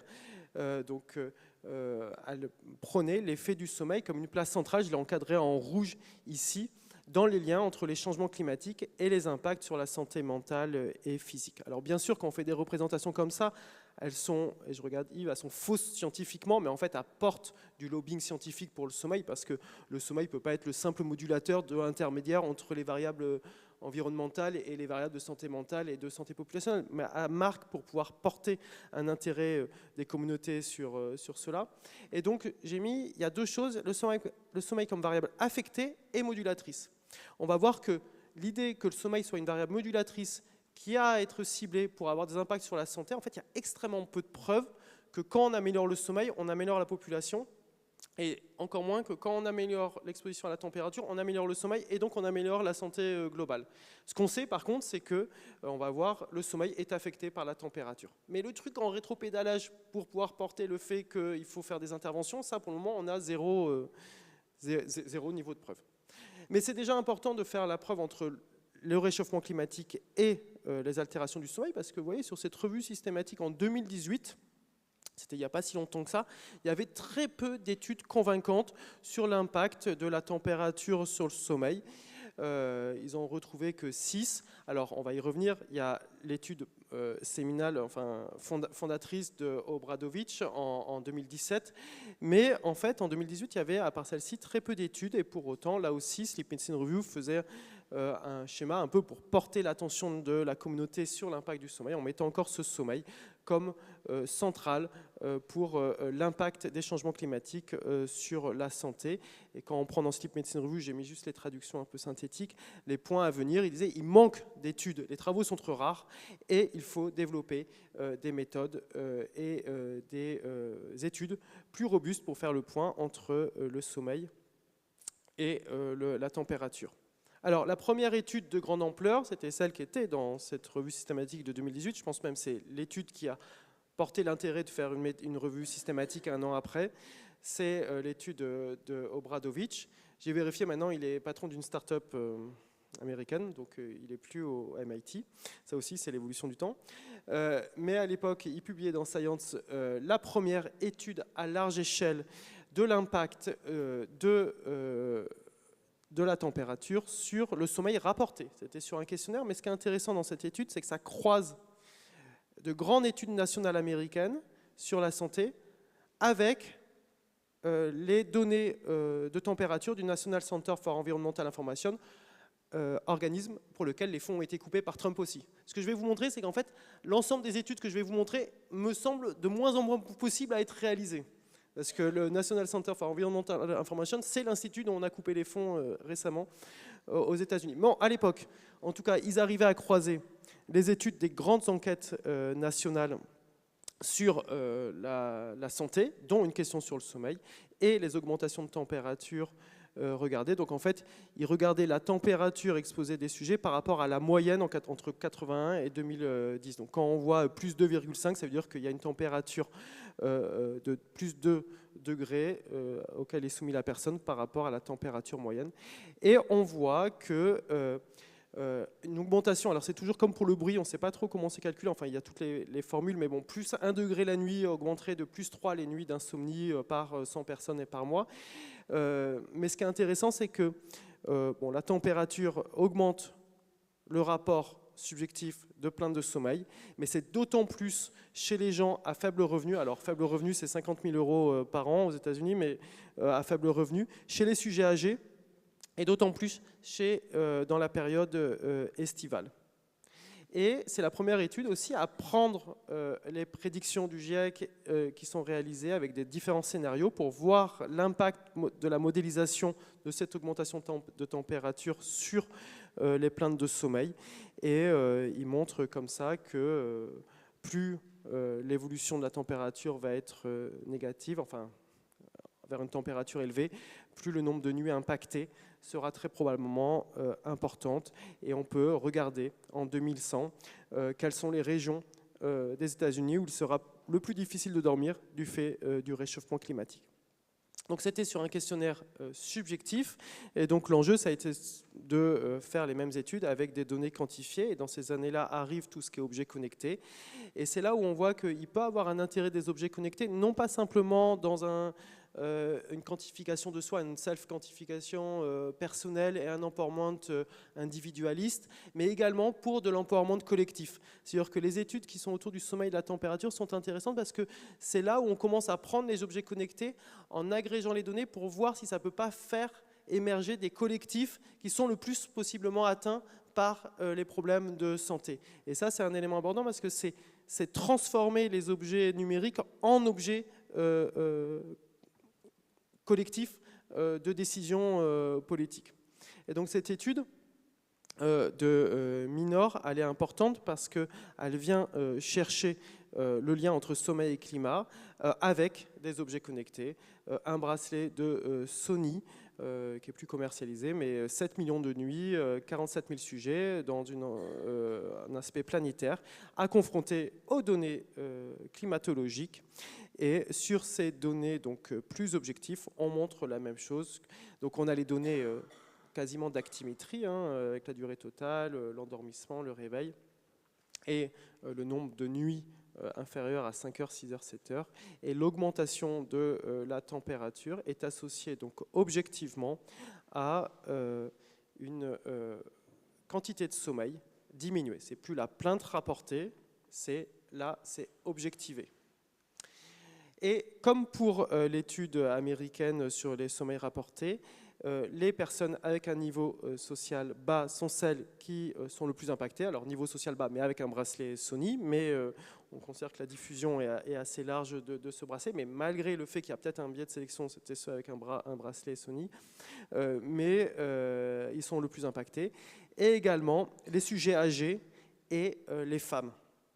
Et on va voir que globalement, dans les déterminants sociaux de santé par rapport au réchauffement climatique, c'est les 3 communautés qui sont le plus impactées par l'injustice climatique qui va se créer. Les femmes, les sujets âgés, les sujets précaires. Globalement, on pourrait regarder les sujets en situation de minorité ethnique dans un pays, qui sont également les 4e groupes, mais qui sont peu étudiés en fait dans ces études collectives. Et là, pareil, ils font avec les mêmes scénarios. Le RCP 8,5, c'est le scénario le plus impactant. Mais ce qui est intéressant par rapport à l'étude américaine, c'est qu'ils prennent le scénario le plus positif. Et on voit que même avec le scénario le plus positif du GIEC, ça va quand même se dégrader, quoi. C'est-à-dire que même avec le scénario le plus positif, ça se dégrade et les conditions de sommeil au niveau mondial vont être de plus en plus altérées. Et ils ont fait les mêmes études prédictives par rapport aux données qu'ils avaient dans les pays où il y avait ce bracelet porté. Ces données sont confirmées récemment, en 2025, là par les Chinois, et on voit aussi géopolitiquement, on passe des États-Unis avec des rapports à la communauté chinoise qui fait une étude sur 23 millions d'enregistrements pour montrer qu'avec ce dispositif Y, on peut confirmer les mêmes choses, que l'augmentation de la température est associée à une détérioration du sommeil. Et donc ils avaient avec ce dispositif le sommeil lent et le sommeil paradoxal, et donc ils montrent aussi qu'il y a une altération possiblement de l'architecture du sommeil, donc il y a un aspect un peu d'architecture du sommeil qui est abordé sur cette étude qui confirme donc l'impact du sommeil de la température sur le sommeil. Alors là, je vous ai fait, avec l'aide de ChatGPT, une recension de ces 3 études. Ce qui est assez intéressant, c'est que ça permet de voir les types de mesures, par exemple la 3e ligne, auto-rapporté, objectif sur accéléromètre et objectif avec des choses qui peuvent permettre de avoir une architecture du sommeil. La plupart utilisent des sources de température qui sont des grandes données climatologiques. Toutes utilisent les rapports du GIEC sur les prédictions à venir, RCP 8,5 avec l'étude chinoise qui fait sur, alors ça m'a obligé de m'intéresser un peu sur les nouvelles modélisations, c'est le cadre CMIP6 alors que c'était le cadre CMIP5. Enfin, vous voyez, ce qui est intéressant dans ces études, c'est qu'on voit que tout ce qui est fait dans des communautés sur le réchauffement climatique pour étudier se croise avec les communautés des nouvelles technologies et se croise avec les communautés somnologiques pour pouvoir faire avancer, parce que ça semble trivial à la fin, bon, quand ça se réchauffe, ça va moins bien, mais en fait, ça demande une logistique de collaboration auquel il faut être attentif pour que nos institutions de recherche et les institutions également technologiques et industrielles puissent se croiser relativement librement, tout en respectant les cadres tech, pour pouvoir faire de l'impact politique. Du coup, on arrive à la seconde revue avec tout ça, en 2024. Vous voyez, en 6 ans, on passe de 2018 à 2024 avec là beaucoup plus d'études. On retrouve l'étude de Bradovich et de Minor. Il n'y a pas encore l'étude chinoise parce qu'elle était publiée, elle était in press pendant cette méta-analyse. Et ils montrent les mêmes choses. Ils regardent les différents paramètres qui sont mesurés. Ils montrent l'impact de la longitude, de la latitude où le pays est situé pour l'impact sur la température, en montrant que les pays où il y a la plus forte température sera là où il va avoir le plus fort d'impact, on s'en doute, mais ça permet comme toujours les revues systématiques, de voir là où il y a les trous. Et là où les trous c'est quels sont les groupes à risque, renforcer les études sur les populations vulnérables, renforcer les liens avec les pathologies, et renforcer des études interventionnelles. 0 étude interventionnelle actuellement, donc les méta-analyses permettent plutôt que de confirmer, de voir les trous, et donc il y a ces trous. Alors, ce qui est rigolo, c'est qu'il y a une étude récente qui vient de sortir sur même l'apnée du sommeil, de Danny Eckert, qui montre que l'augmentation de la température avec les solutions wheezing peut être associée à une augmentation de l'index d'apnée-hypopnée. Donc c'est globalement toujours les mêmes méthodologies. On prend des données de solutions numériques, on les croise avec les données du GIEC et les données temporelles de grands systèmes climatologiques et les données prédictives du GIEC, et on montre que l'augmentation de l'outcome santé va être altéré par l'augmentation de la température. Je pense qu'on prendrait n'importe quelle variable de santé sur ces bracelets électroniques, on aurait la même chose, quoi. L'augmentation de la température est associée à une mauvaise évolution d'un paramètre de santé, quoi. Après, du coup, qu'est-ce qu'il faut faire? Donc, il faut s'adapter, c'est bien l'adage actuel dans nos sociétés modernes. Il faut s'adapter avec l'idée que quand même, s'il faut s'adapter, et c'est ce que Barbara Stiegler ici soulevait, c'est que c'est pas qu'une adaptation individuelle. Il y a aussi l'idée que la réadaptation continuelle de notre environnement aux besoins des organismes vivants est également essentielle. Donc il y a aussi l'idée de penser nos environnements. L'adaptation, c'est un élément central au centre de la physiologie. Vous voyez, vous pouvez, devant une perturbation, s'adapter par réaction adaptative, qu'elle soit biologique, comportementale, culturelle, technologique. Il y a aussi l'acclimatation, c'est le fait de pouvoir faire évoluer nos constantes de milieu intérieur pour tolérer de plus en plus des températures élevées. Mais globalement, ce qui se passe avec les températures actuelles, c'est que ça va dépasser les capacités adaptatives physiologiques. Donc on va être un peu embêté. Donc comment ouvrir, et c'est peut-être pour ouvrir la table ronde, c'est d'une part renforcer les études physiologiques sur la régulation thermique. Alors là, c'est tout, et je remercie que tu m'aies donné les références de Crochy. Bon, c'est l'étude essentielle, c'est celle où il montre que quand tu chauffes les extrémités, ça permet de s'endormir plus vite. Et donc, vous voyez, mais ça permet de voir que finalement la température, elle peut avoir du bon aussi pour le sommeil. C'est-à-dire que c'est la différence de température entre la température centrale et la température périphérique qui est importante. Et quand on réchauffe les extrémités, les mains et les pieds, on s'endort plus facilement parce que la différence entre la température distale et proximale est augmentée. Mais ce qui est intéressant dans les études de Crochy aussi, c'est qu'il commence à voir, et c'est ce qu'on disait dans les interactions entre les variables environnementales de sommeil, mais aussi il y a les interactions entre les différents systèmes physiologiques. Et dans le modèle de Crochy, on voit que les systèmes de régulation thermique sont en interrelation avec les systèmes circadiens, sont en interrelation avec les systèmes de sommeil. Et il y a un enjeu à mieux comprendre les interrelations entre l'exposition à la lumière, la régulation circadienne et la régulation thermique et les systèmes d'éveil qui peuvent être impactés par les voies ascendantes du bruit, par exemple. Et puis l'autre chose pour ouvrir la discussion aussi, c'était de se dire que si la physiologie pense l'intégration des fonctions physiologiques les unes par rapport aux autres pour le maintien de la vie et la reproduction, il y a l'idée aussi qu'on peut avoir une approche écologique de l'intégration. Ça, c'était en pensant au livre de Sylvie pour une écologie du sommeil. C'est l'idée que la physiologie nous emmène aussi à penser la manière dont un organisme est pris dans un milieu et que ces comportements sont interdépendants également de l'environnement dans lequel il met. Et Victor Candas, dont tu m'avais donné la référence aussi, crée cette idée de confort thermique, comment créer des milieux qui sont propices au confort thermique. Et Claude, dans cet article sur une perspective multidisciplinaire de l'effet des changements climatiques, nous emmène à penser que les choses sont aussi intégrées au niveau écologique, parce que si vous commencez à vouloir, pour se protéger de la température, être dans des immeubles protégés de la température, généralement vous aurez moins d'exposition à la lumière extérieure. Vous commencez à être soumis à de la lumière artificielle plutôt qu'extérieure.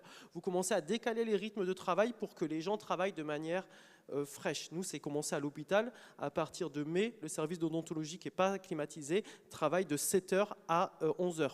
Donc ça veut dire qu'on fait travailler les gens à l'hôpital plus tôt pour pouvoir tolérer le réchauffement climatique. Mais ça va avoir des impacts sur la manière dont ça peut impacter d'autres contextes. Donc à la fois au niveau de l'environnement, de l'architecture, c'est ce que Claude tu emmènes, à la fois au niveau des rythmes professionnels, il va y avoir tout un ensemble d'éléments qui vont être interreliés.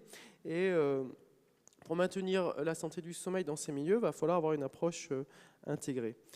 En conclusion, c'est l'idée de, il faut s'adapter, mais peut-être il faut aussi apprendre, quand on pense les questions écologiques, pas uniquement à s'adapter, mais à se resynchroniser. L'enjeu des résonances est un enjeu politique important dans la façon de pouvoir penser l'évolution des mondes. Et le circadien est une bonne métaphore pour penser cette évolution, puisque le circadien, c'était Jacques Terrier qui m'avait dit, c'est le futur en fait. C'est une harmonisation passée qui rend possible l'ajustement au futur.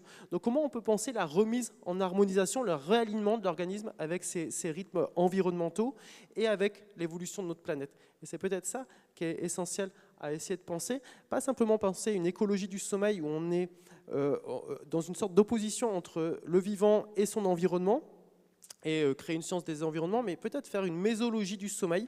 Alors c'est peut-être pour un prochain livre, Sylvie, chez Odile Jacob, c'est vraiment penser l'idée que le sommeil et le circadien particulièrement nous emmène à penser qu'on est directement connecté à nos rythmes cosmiques, que ce n'est pas simplement un environnement, c'est notre milieu de vie. Et de penser un monde où vivent les êtres vivants, où les êtres vivants dorment, c'est peut-être cette évolution-là qu'on peut aussi discuter. Merci beaucoup pour votre attention.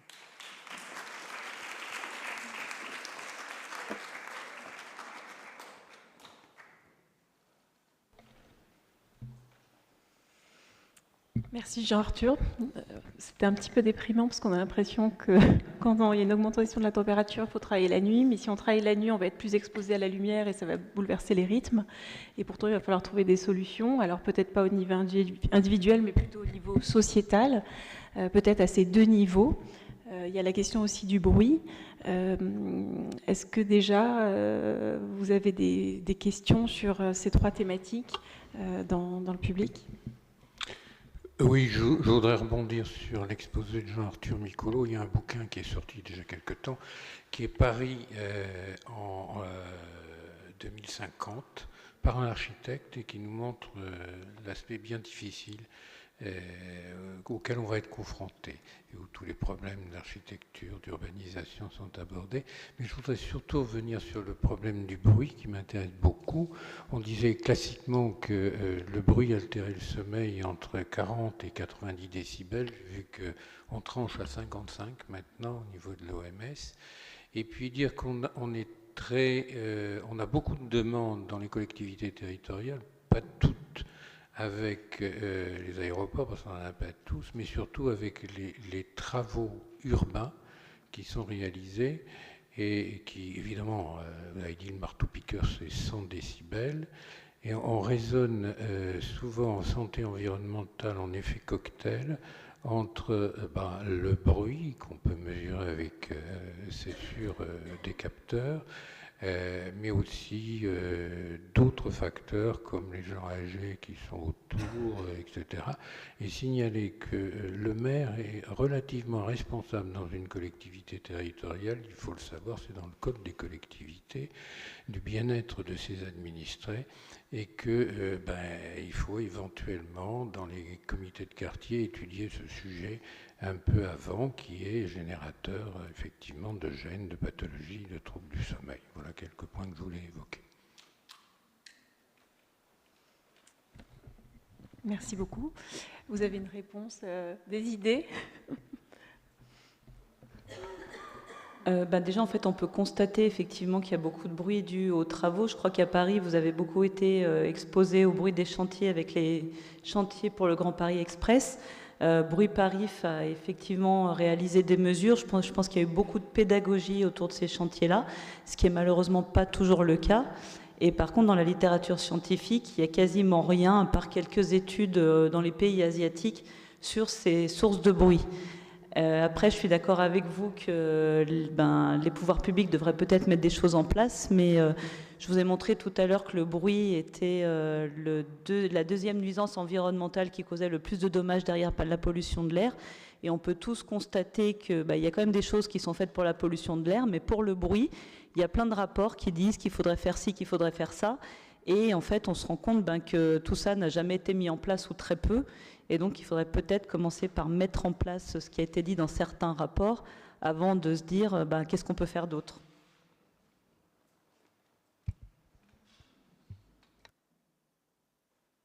Madame Hartley ?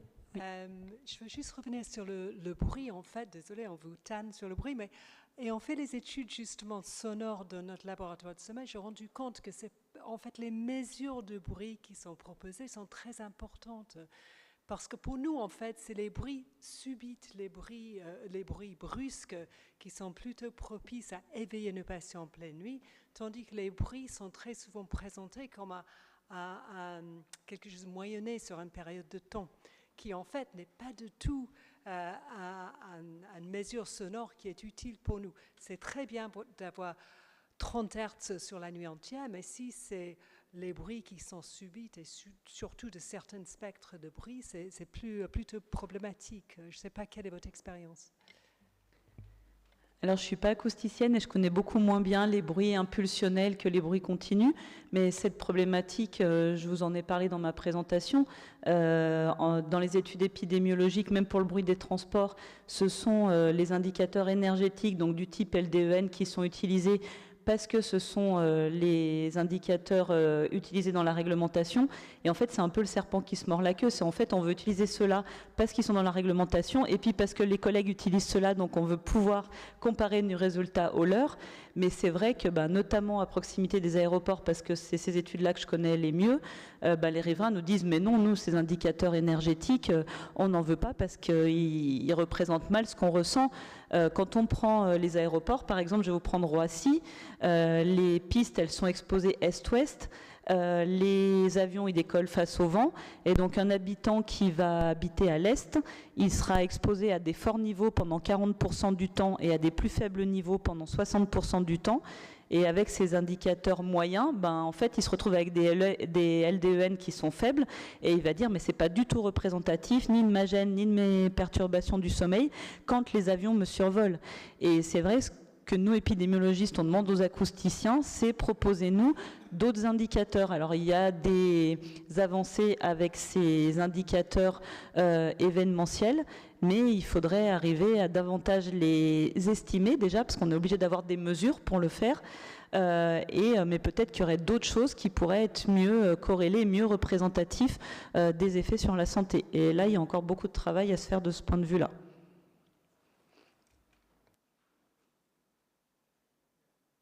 J'aurais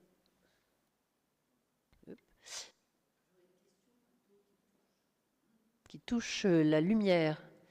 Donc Claude, tu as dit tout à l'heure que les écrans de smartphone donnent une lumière de 10 lux. Alors, pour moi, ça me semble beaucoup plus fort, enfin physiquement. Et quand j'étais intervenue dans des écoles, les élèves disaient ah oui ça vraiment ça flash sur les yeux. Alors que si on a une petite lampe de chevet qui va faire déjà 30 lux, on va pas avoir cette impression de luminosité extrêmement forte. Comment tu expliques ça? Ah, ça c'est une superbe question qui va nous permettre de parler du timing. Parce qu'on parle en général des pollutions, mais on oublie le facteur temporel. Et vraisemblablement, on est plus sensible à certains polluants. Par exemple, le bruit, la nuit, parce que l'augmentation de la sensibilité au bruit augmente la nuit et chute pendant le jour. L'augmentation de la sensibilité à la température aussi augmente la nuit. L'augmentation de la sensibilité à la douleur augmente la nuit. Donc il y a une question de timing. Donc ça c'est pour la partie timing. Donc en effet, quand on est devant son smartphone au moment du coucher ou pendant la nuit, on a cette augmentation de la sensibilité visuelle qui fait qu'on va percevoir cette luminosité comme plus intense qu'elle ne l'est en réalité. Donc ça c'est le premier point. Et puis le deuxième point, c'est purement... comment dire, là encore c'est une propriété visuelle, c'est que quand on est la nuit dans le noir avec son écran, eh bien le contraste entre l'écran et l'environnement proche est très élevé.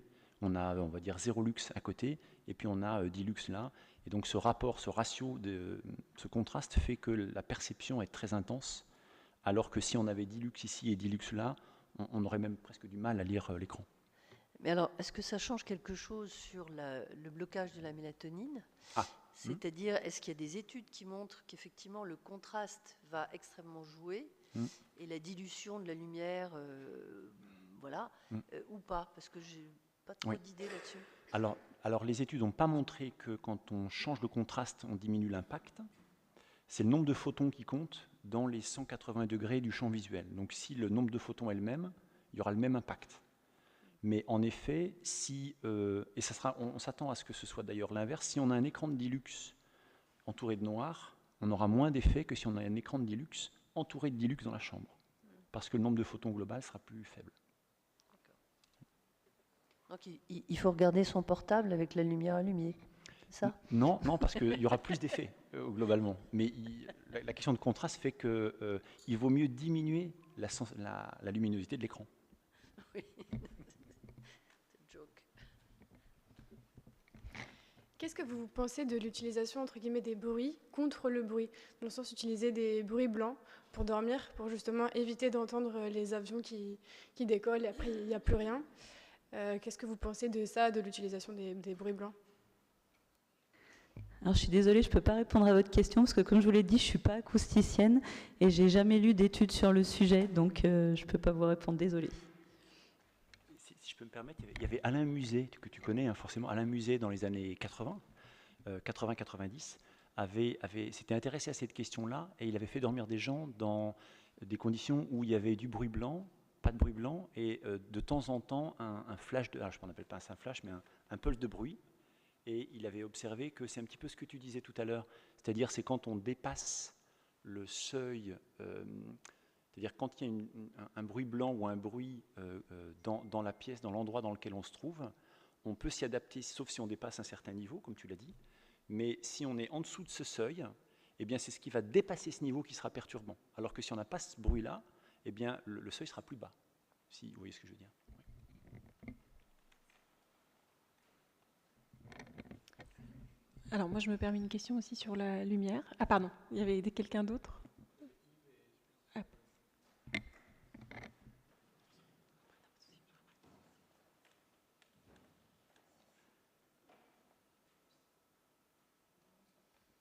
Oui.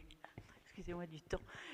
Oui, puisque tu évoquais musée, il me semble, justement par rapport à la question de l'adaptation, qu'il avait aussi travaillé la question de l'adaptation à la gêne par rapport à l'adaptation de l'organisme, et notamment sur le plan de l'accélération cardiaque, en fait, et que les émergences, effectivement, avaient des effets d'accélération. Enfin, disons qu'on s'adapte par rapport à la gêne, mais on ne s'adapte pas forcément par rapport dans notre système cardiovasculaire. Je ne sais pas si j'ai plus les références exactes, hein, mais ça faisait partie aussi des travaux de musée, ça, il me semble bien. Hein.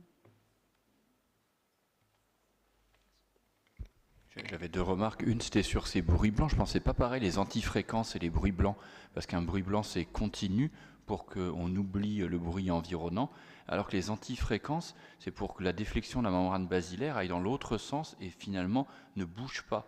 Et comme ça, les cellules ciliées ne vont pas être sollicitées, ne vont pas engendrer de bruit et perçu par le cerveau.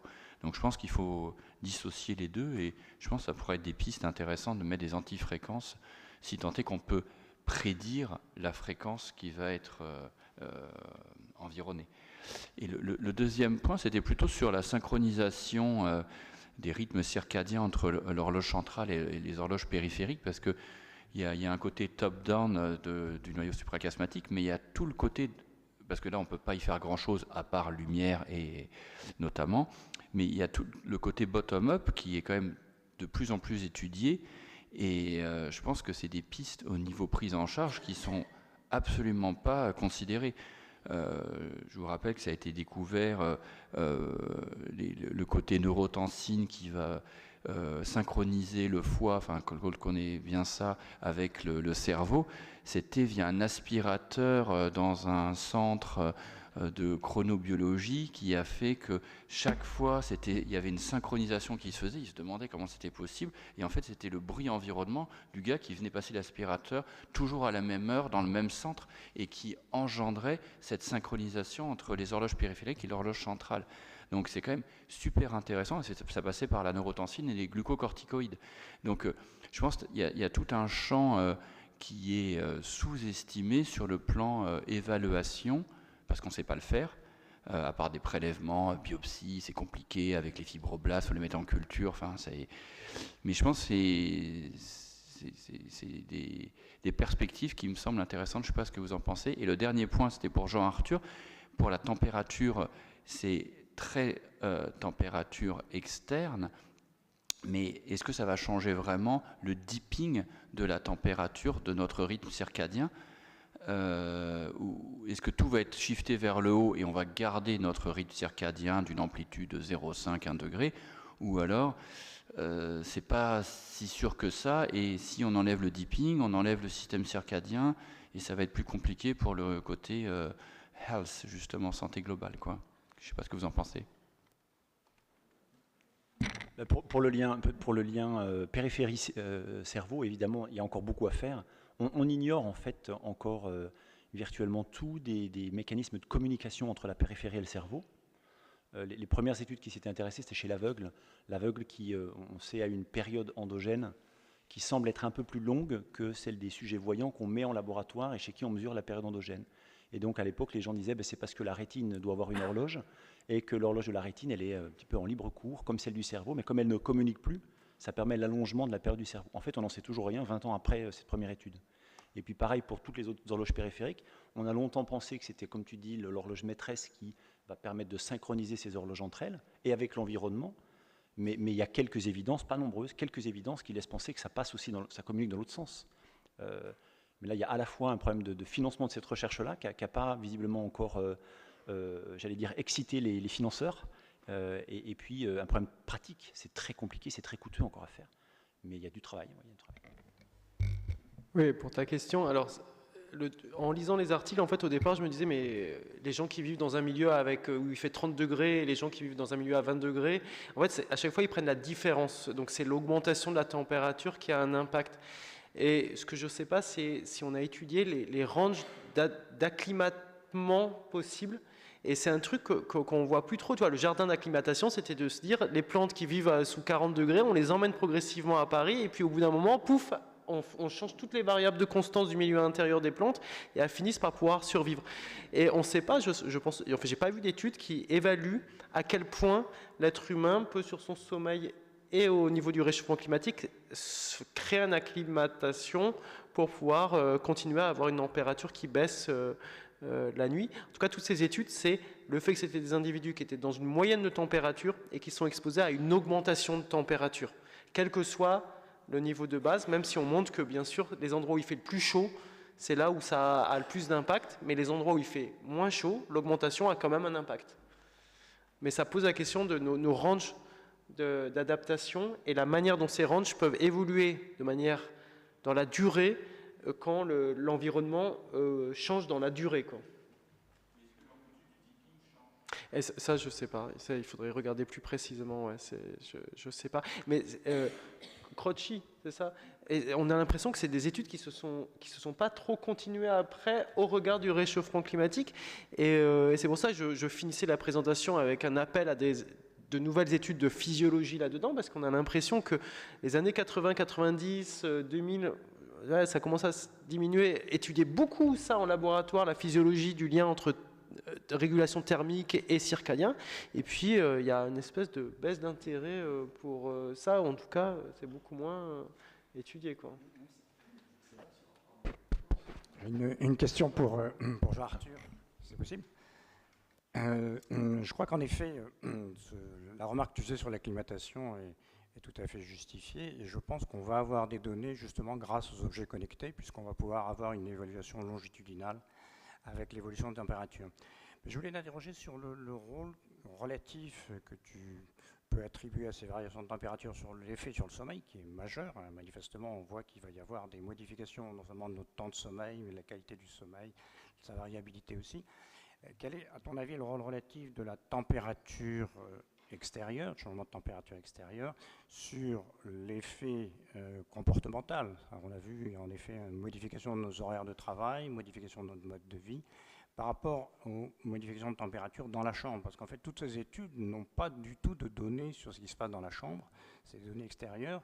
Et on sait par exemple dans les pays où la climatisation est plus répandue, comme les États-Unis, que l'effet est quand même moins important que dans des pays comme la France ou l'Allemagne, où il y a beaucoup moins de climatisation. C'est 80% versus 20% de climatiseurs installés dans ces pays. Donc quel est l'effet réel de la température nocturne sur le sommeil par rapport aux effets de modification des comportements? Oui, ben merci beaucoup pour la question. Je suis passé rapidement sur la deuxième méta-analyse et à regard de ça, effectivement, je me suis centré sur les études qui avaient des nombres de personnes très importantes et donc c'est les données environnementales, climatologiques. Mais déjà, elle contrôle ça en fonction du taux d'humidité et pour l'étude chinoise du taux de pollution. Donc on voit déjà les interrelations. Et dans la méta-analyse, les études qui vont chercher les capteurs de température de l'objet connecté, parce qu'ils peuvent en avoir pour regarder l'impact sur le sommeil, en fait, c'est des études moins convaincantes parce que le nombre de sujets est moins important. Et en fait, ils montrent que c'est la température à l'intérieur, mais elles sont moins bien faites ces études, mais ça serait l'évolution effectivement de voir la différence entre la température intérieure et la température extérieure pour l'impact sur le sommeil. Je pense que c'est moins impactant quand tu prends 175 000 sujets et cet effet de la climatisation, mais il est peu discuté dans les grosses études. Ouais. Mais ça serait à évoluer, d'autant que les capteurs numériques peuvent, les solutions, les devices digitales sont de plus en plus peuvent capter la température, mais c'est même pas sûr. Je ne sais pas si, par exemple, la Fitbit capte la température. Je ne suis pas sûr si Oura capte la température. C'est une température cutanée. Ouais. C'est une température cutanée. Ouais, cutanée. Donc mais il n'y a pas d'études larges sur cette donnée, sur ça. Après, moi, ce que je me suis posé comme question, c'est quel est l'intérêt de Huawei, de Sony, de Weezing de faire ces grandes études et donc j'ai cherché Oura, Fitbit, tout ça, ils font pas tout ça, donc il y a des mines de données, mais à voir comment on les croise et comment on les utilise pour avoir des messages de santé publique. Par rapport à ça, je me questionnais sur en Afrique, il fait des chaleurs beaucoup plus grandes, ils n'ont pas de climatisation. Donc, pourtant, je pense qu'ils ont des rythmes circadiens. Alors, pour le coup, on n'a pas d'études. Il n'y a rien qui se passe dans les pays Afrique noire, de ce côté-là. Et donc, c'est pour ça que je me posais la pertinence, en fait, de ces études dans des milieux qui sont des milieux exposés et qu'on pourrait étudier comme modèle, pour le coup. Et ça n'est pas fait, ça n'est pas fait. Je trouve que le modèle, il est quand même sacrément tarabiscoté, outre les réserves qu'on a dit sur la mesure de la température, qui est la température extérieure et pas la température intérieure. Donc c'est peut-être très à la mode et très alarmiste et peut-être pas adapté. Alors, en discutant avec Jacques Taillard, je crois qu'il avait fait un édito dans Médecine du sommeil sur ça, mais il m'avait donné des slides sur ça, où ils ont regardé dans des communautés sans électricité au Brésil ou en Afrique, l'arrivée de l'électricité et ou de changement de lieu de sommeil. Et en fait, effectivement, les gens qui sont exposés à la température dorment plus en phase circadienne, mais ils ont plus de réveil la nuit. Et quand tu emmènes l'électricité et des logements, ils dorment de manière meilleure en qualité, mais en quantité, ils se mettent en restriction. Et ils se mettent un peu en déphasage parce qu'ils s'endorment plus tard. Donc il y a une espèce de truc où soit tu dors dans l'environnement naturel, sans faire trop de traits grossiers, et donc tu dors en phase, mais avec des réveils nocturnes et pas très bien, et soit tu dors dans un milieu plus, on va dire, occidentalisé, désolé, et tu te mets en retard de phase et en dette de sommeil, quoi. Donc c'était cette tendance-là... C'est bien une adaptation. C'est une adaptation au milieu.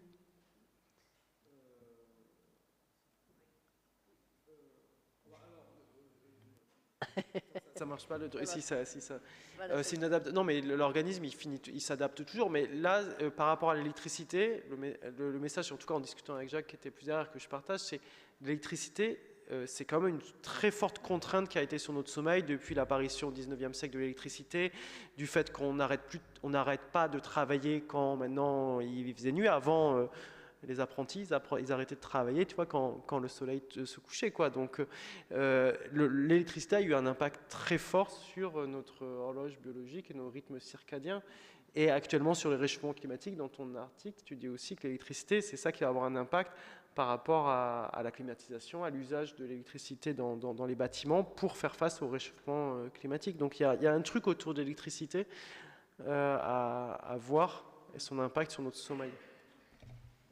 pour rebondir sur la question de Sylvie, ces mécanismes adaptatifs qu'on observe quand il y a quelques études que tu mentionnes là, en Amazonie, en Guyane, au Brésil, montrent que certaines populations sont moins à risque, semblent être moins impactées que d'autres populations.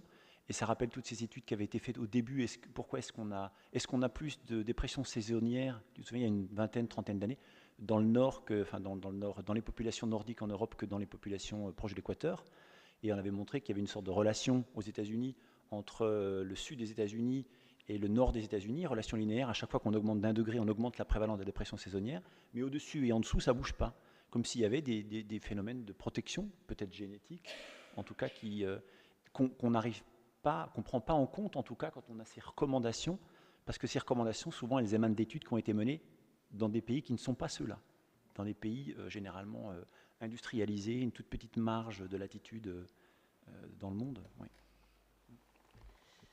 Pour avoir une petite note d'optimisme, je ne sais pas si vous vous rappelez ce super papier de l'équipe de Jerry Siegel qui avait étudié justement en Afrique et dans 2 ethnies d'Amazonie reculées, sans électricité, sans contact avec le reste de la population, donc vraiment des gens très isolés. Je ne parle pas de l'Afrique classique, des endroits où ils voient personne. Le sommeil, ils ont étudié pendant 1 an. C'est Current Biology il y a 5-6 ans, je dirais. C'était très bien fait. Le sommeil est identique. Identique, c'est tellement endogène, programmé génétiquement. C'est pour ça qu'on dort encore 7-8 heures. Parce que si c'était si peu important que ça et qu'on pouvait s'adapter, on dormirait que 4 heures et on ferait plus de choses. Donc c'est majeur. Et cette étude, elle est absolument géniale parce qu'elle dit que, ok, la température, l'environnement, la lumière, tout ce que vous voulez, bien sûr, il y a des populations à risque. Bien sûr, il y a des gens fragiles et les gens qui se plaignent, il faut essayer de comprendre. Mais quand même, globalement, ça change peu. Ça change peu. Cette étude, elle est incroyable. On pourrait dire, mais les gens dorment comment alors? Parce qu'ils se réveillent en fonction du jour, comment ça se passe? Ils n'ont pas de montre, ils n'ont pas évidemment, ils n'ont aucune technologie et ils dorment exactement comme nous. Enfin, comme les bons dormeurs, j'entends. C'est pour ça que je dis qu'il y a des populations vulnérables. Il y a le papier de la Iglesia qui est sorti dans Science Advances en 2021, qui montre aussi des choses assez similaires dans ces populations-là qui ne sont pas électrisées, je ne sais pas comment on doit dire. La durée du sommeil est très bonne, elle est proche de celle qu'on observe dans nos études, dans les populations blanches mâles, des études qui sont généralement publiées dans le domaine. Mais ce qu'il a montré dans son papier à lui, c'est qu'il y avait quand même une influence de l'environnement et que l'électrification dans certains de ces pays au cours des 10 dernières années a conduit à une réduction du sommeil. Donc c'est dans Science Advances 2021. Ça vaut le coup quand même de s'interroger sur qu'est-ce qui pourrait se passer si ils étaient totalement exposés à la lumière, usagers de l'électricité comme nous. On peut s'attendre à ce qu'ils aient les mêmes effets finalement. Pour aller dans ce sens-là, Jean-Arthur, c'était peut-être une coquille, mais j'ai vu sur une de tes diapos que 1 degré de température en plus réduisait la durée de sommeil de 44 secondes. Et l'autre, en dessous, il y avait un autre paragraphe où tu perdais 14 minutes de sommeil quand il faisait extrêmement chaud. Oui. Donc, c'est quand même pas non plus des... En fait, c'est des moyennes populationnelles. Donc, c'était 1 degré 44 secondes. Et effectivement, c'est pas énorme et ça faisait le lien, mais c'était sur tout l'ensemble de la population. Et les 14 minutes, je pense, c'était sur la prédiction à long terme. Donc voilà, mais c'est des données objectives et c'était les variations de 1 degré par rapport à la température moyenne. Ça veut dire que quand habituellement à ce moment-là il faisait 20 degrés et que là il faisait 21 degrés, ça avait cet impact. Donc c'est ça qui est compliqué dans ces études. C'est déjà le modèle pour mesurer l'augmentation de 1 degré, c'est l'augmentation par rapport à la température moyenne. Et c'est à partir de ça qu'ils font la modélisation ensuite. Donc merci beaucoup à vous trois. Je ne sais pas si on a trouvé beaucoup de perspectives. J'ai l'impression que pour la lumière et pour le bruit, c'est peut-être plus facile que la température. C'était moins optimiste pour la température. Moi, j'avais juste une dernière question, si je peux, Sylvie, je suis désolée. Plus pour la lumière, désolée Jean-Arthur, la température, c'est foutu. Mais pour la lumière rouge, c'est ce que je disais tout à l'heure, ça peut nous éclairer finalement. aussi bien que la lumière bleue ou les autres longueurs d'onde? Est-ce que ma question, c'est comme la lumière rouge, ça a un effet beaucoup plus, ça augmente la quantité de sommeil et c'est pas éveillant. Pourquoi on ne change pas les pratiques? Pourquoi on ne met pas plus de lumière rouge partout? Pourquoi il n'y a pas un changement qui serait peut-être pas très difficile à faire? C'est plus compliqué pour la température, peut-être pour le bruit, mais pourquoi on ne ferait pas déjà ça? Est-ce que c'est possible? Est-ce que c'est impossible? Je ne sais pas ce que tu en penses. C'est évidemment une bonne idée. C'est ce qu'on avait conclu dans le rapport de Lancet sur l'effet des LED. C'est qu'il faut apprendre maintenant non seulement à changer l'intensité de la lumière, prendre en compte le timing de l'exposition à la lumière, et aussi prendre en compte le spectre, parce que comme tu le dis, les lumières rouges sont moins impactantes, puisqu'elles sont plus loin de ce spectre de sensibilité de la mélanopsine. Il y a deux problèmes avec la lumière rouge, c'est que plus on vieillit, moins on perçoit la lumière rouge. Donc ça c'est le premier point. Ensuite, on a aussi certaines personnes n'aiment pas le rouge, ça peut être alerting, enfin, inquiétant, où il y a et on ne sait pas très bien d'ailleurs par quoi ça passe pas par la mélanopsine, mais il y a des gens qui ne sont pas à l'aise sous la lumière rouge. Et puis ensuite, c'est une question de pratique individuelle. Donc il faut chacun a évoqué le fait que malgré toutes ces études qu'on fait depuis des années et depuis toujours, les pouvoirs publics ne s'en saisissent pas encore, ne saisissent pas de l'importance suffisante du sommeil. Enfin, on est tous d'accord là-dessus. Donc il y a encore du travail à faire, de la pédagogie à faire, et puis voilà. Excusez-moi, mais là, je pense qu'il faut vraiment qu'on s'arrête. On va reprendre à 17h15. Et c'était très intéressant, merci beaucoup. On a largement dépassé l'horaire, tout va bien.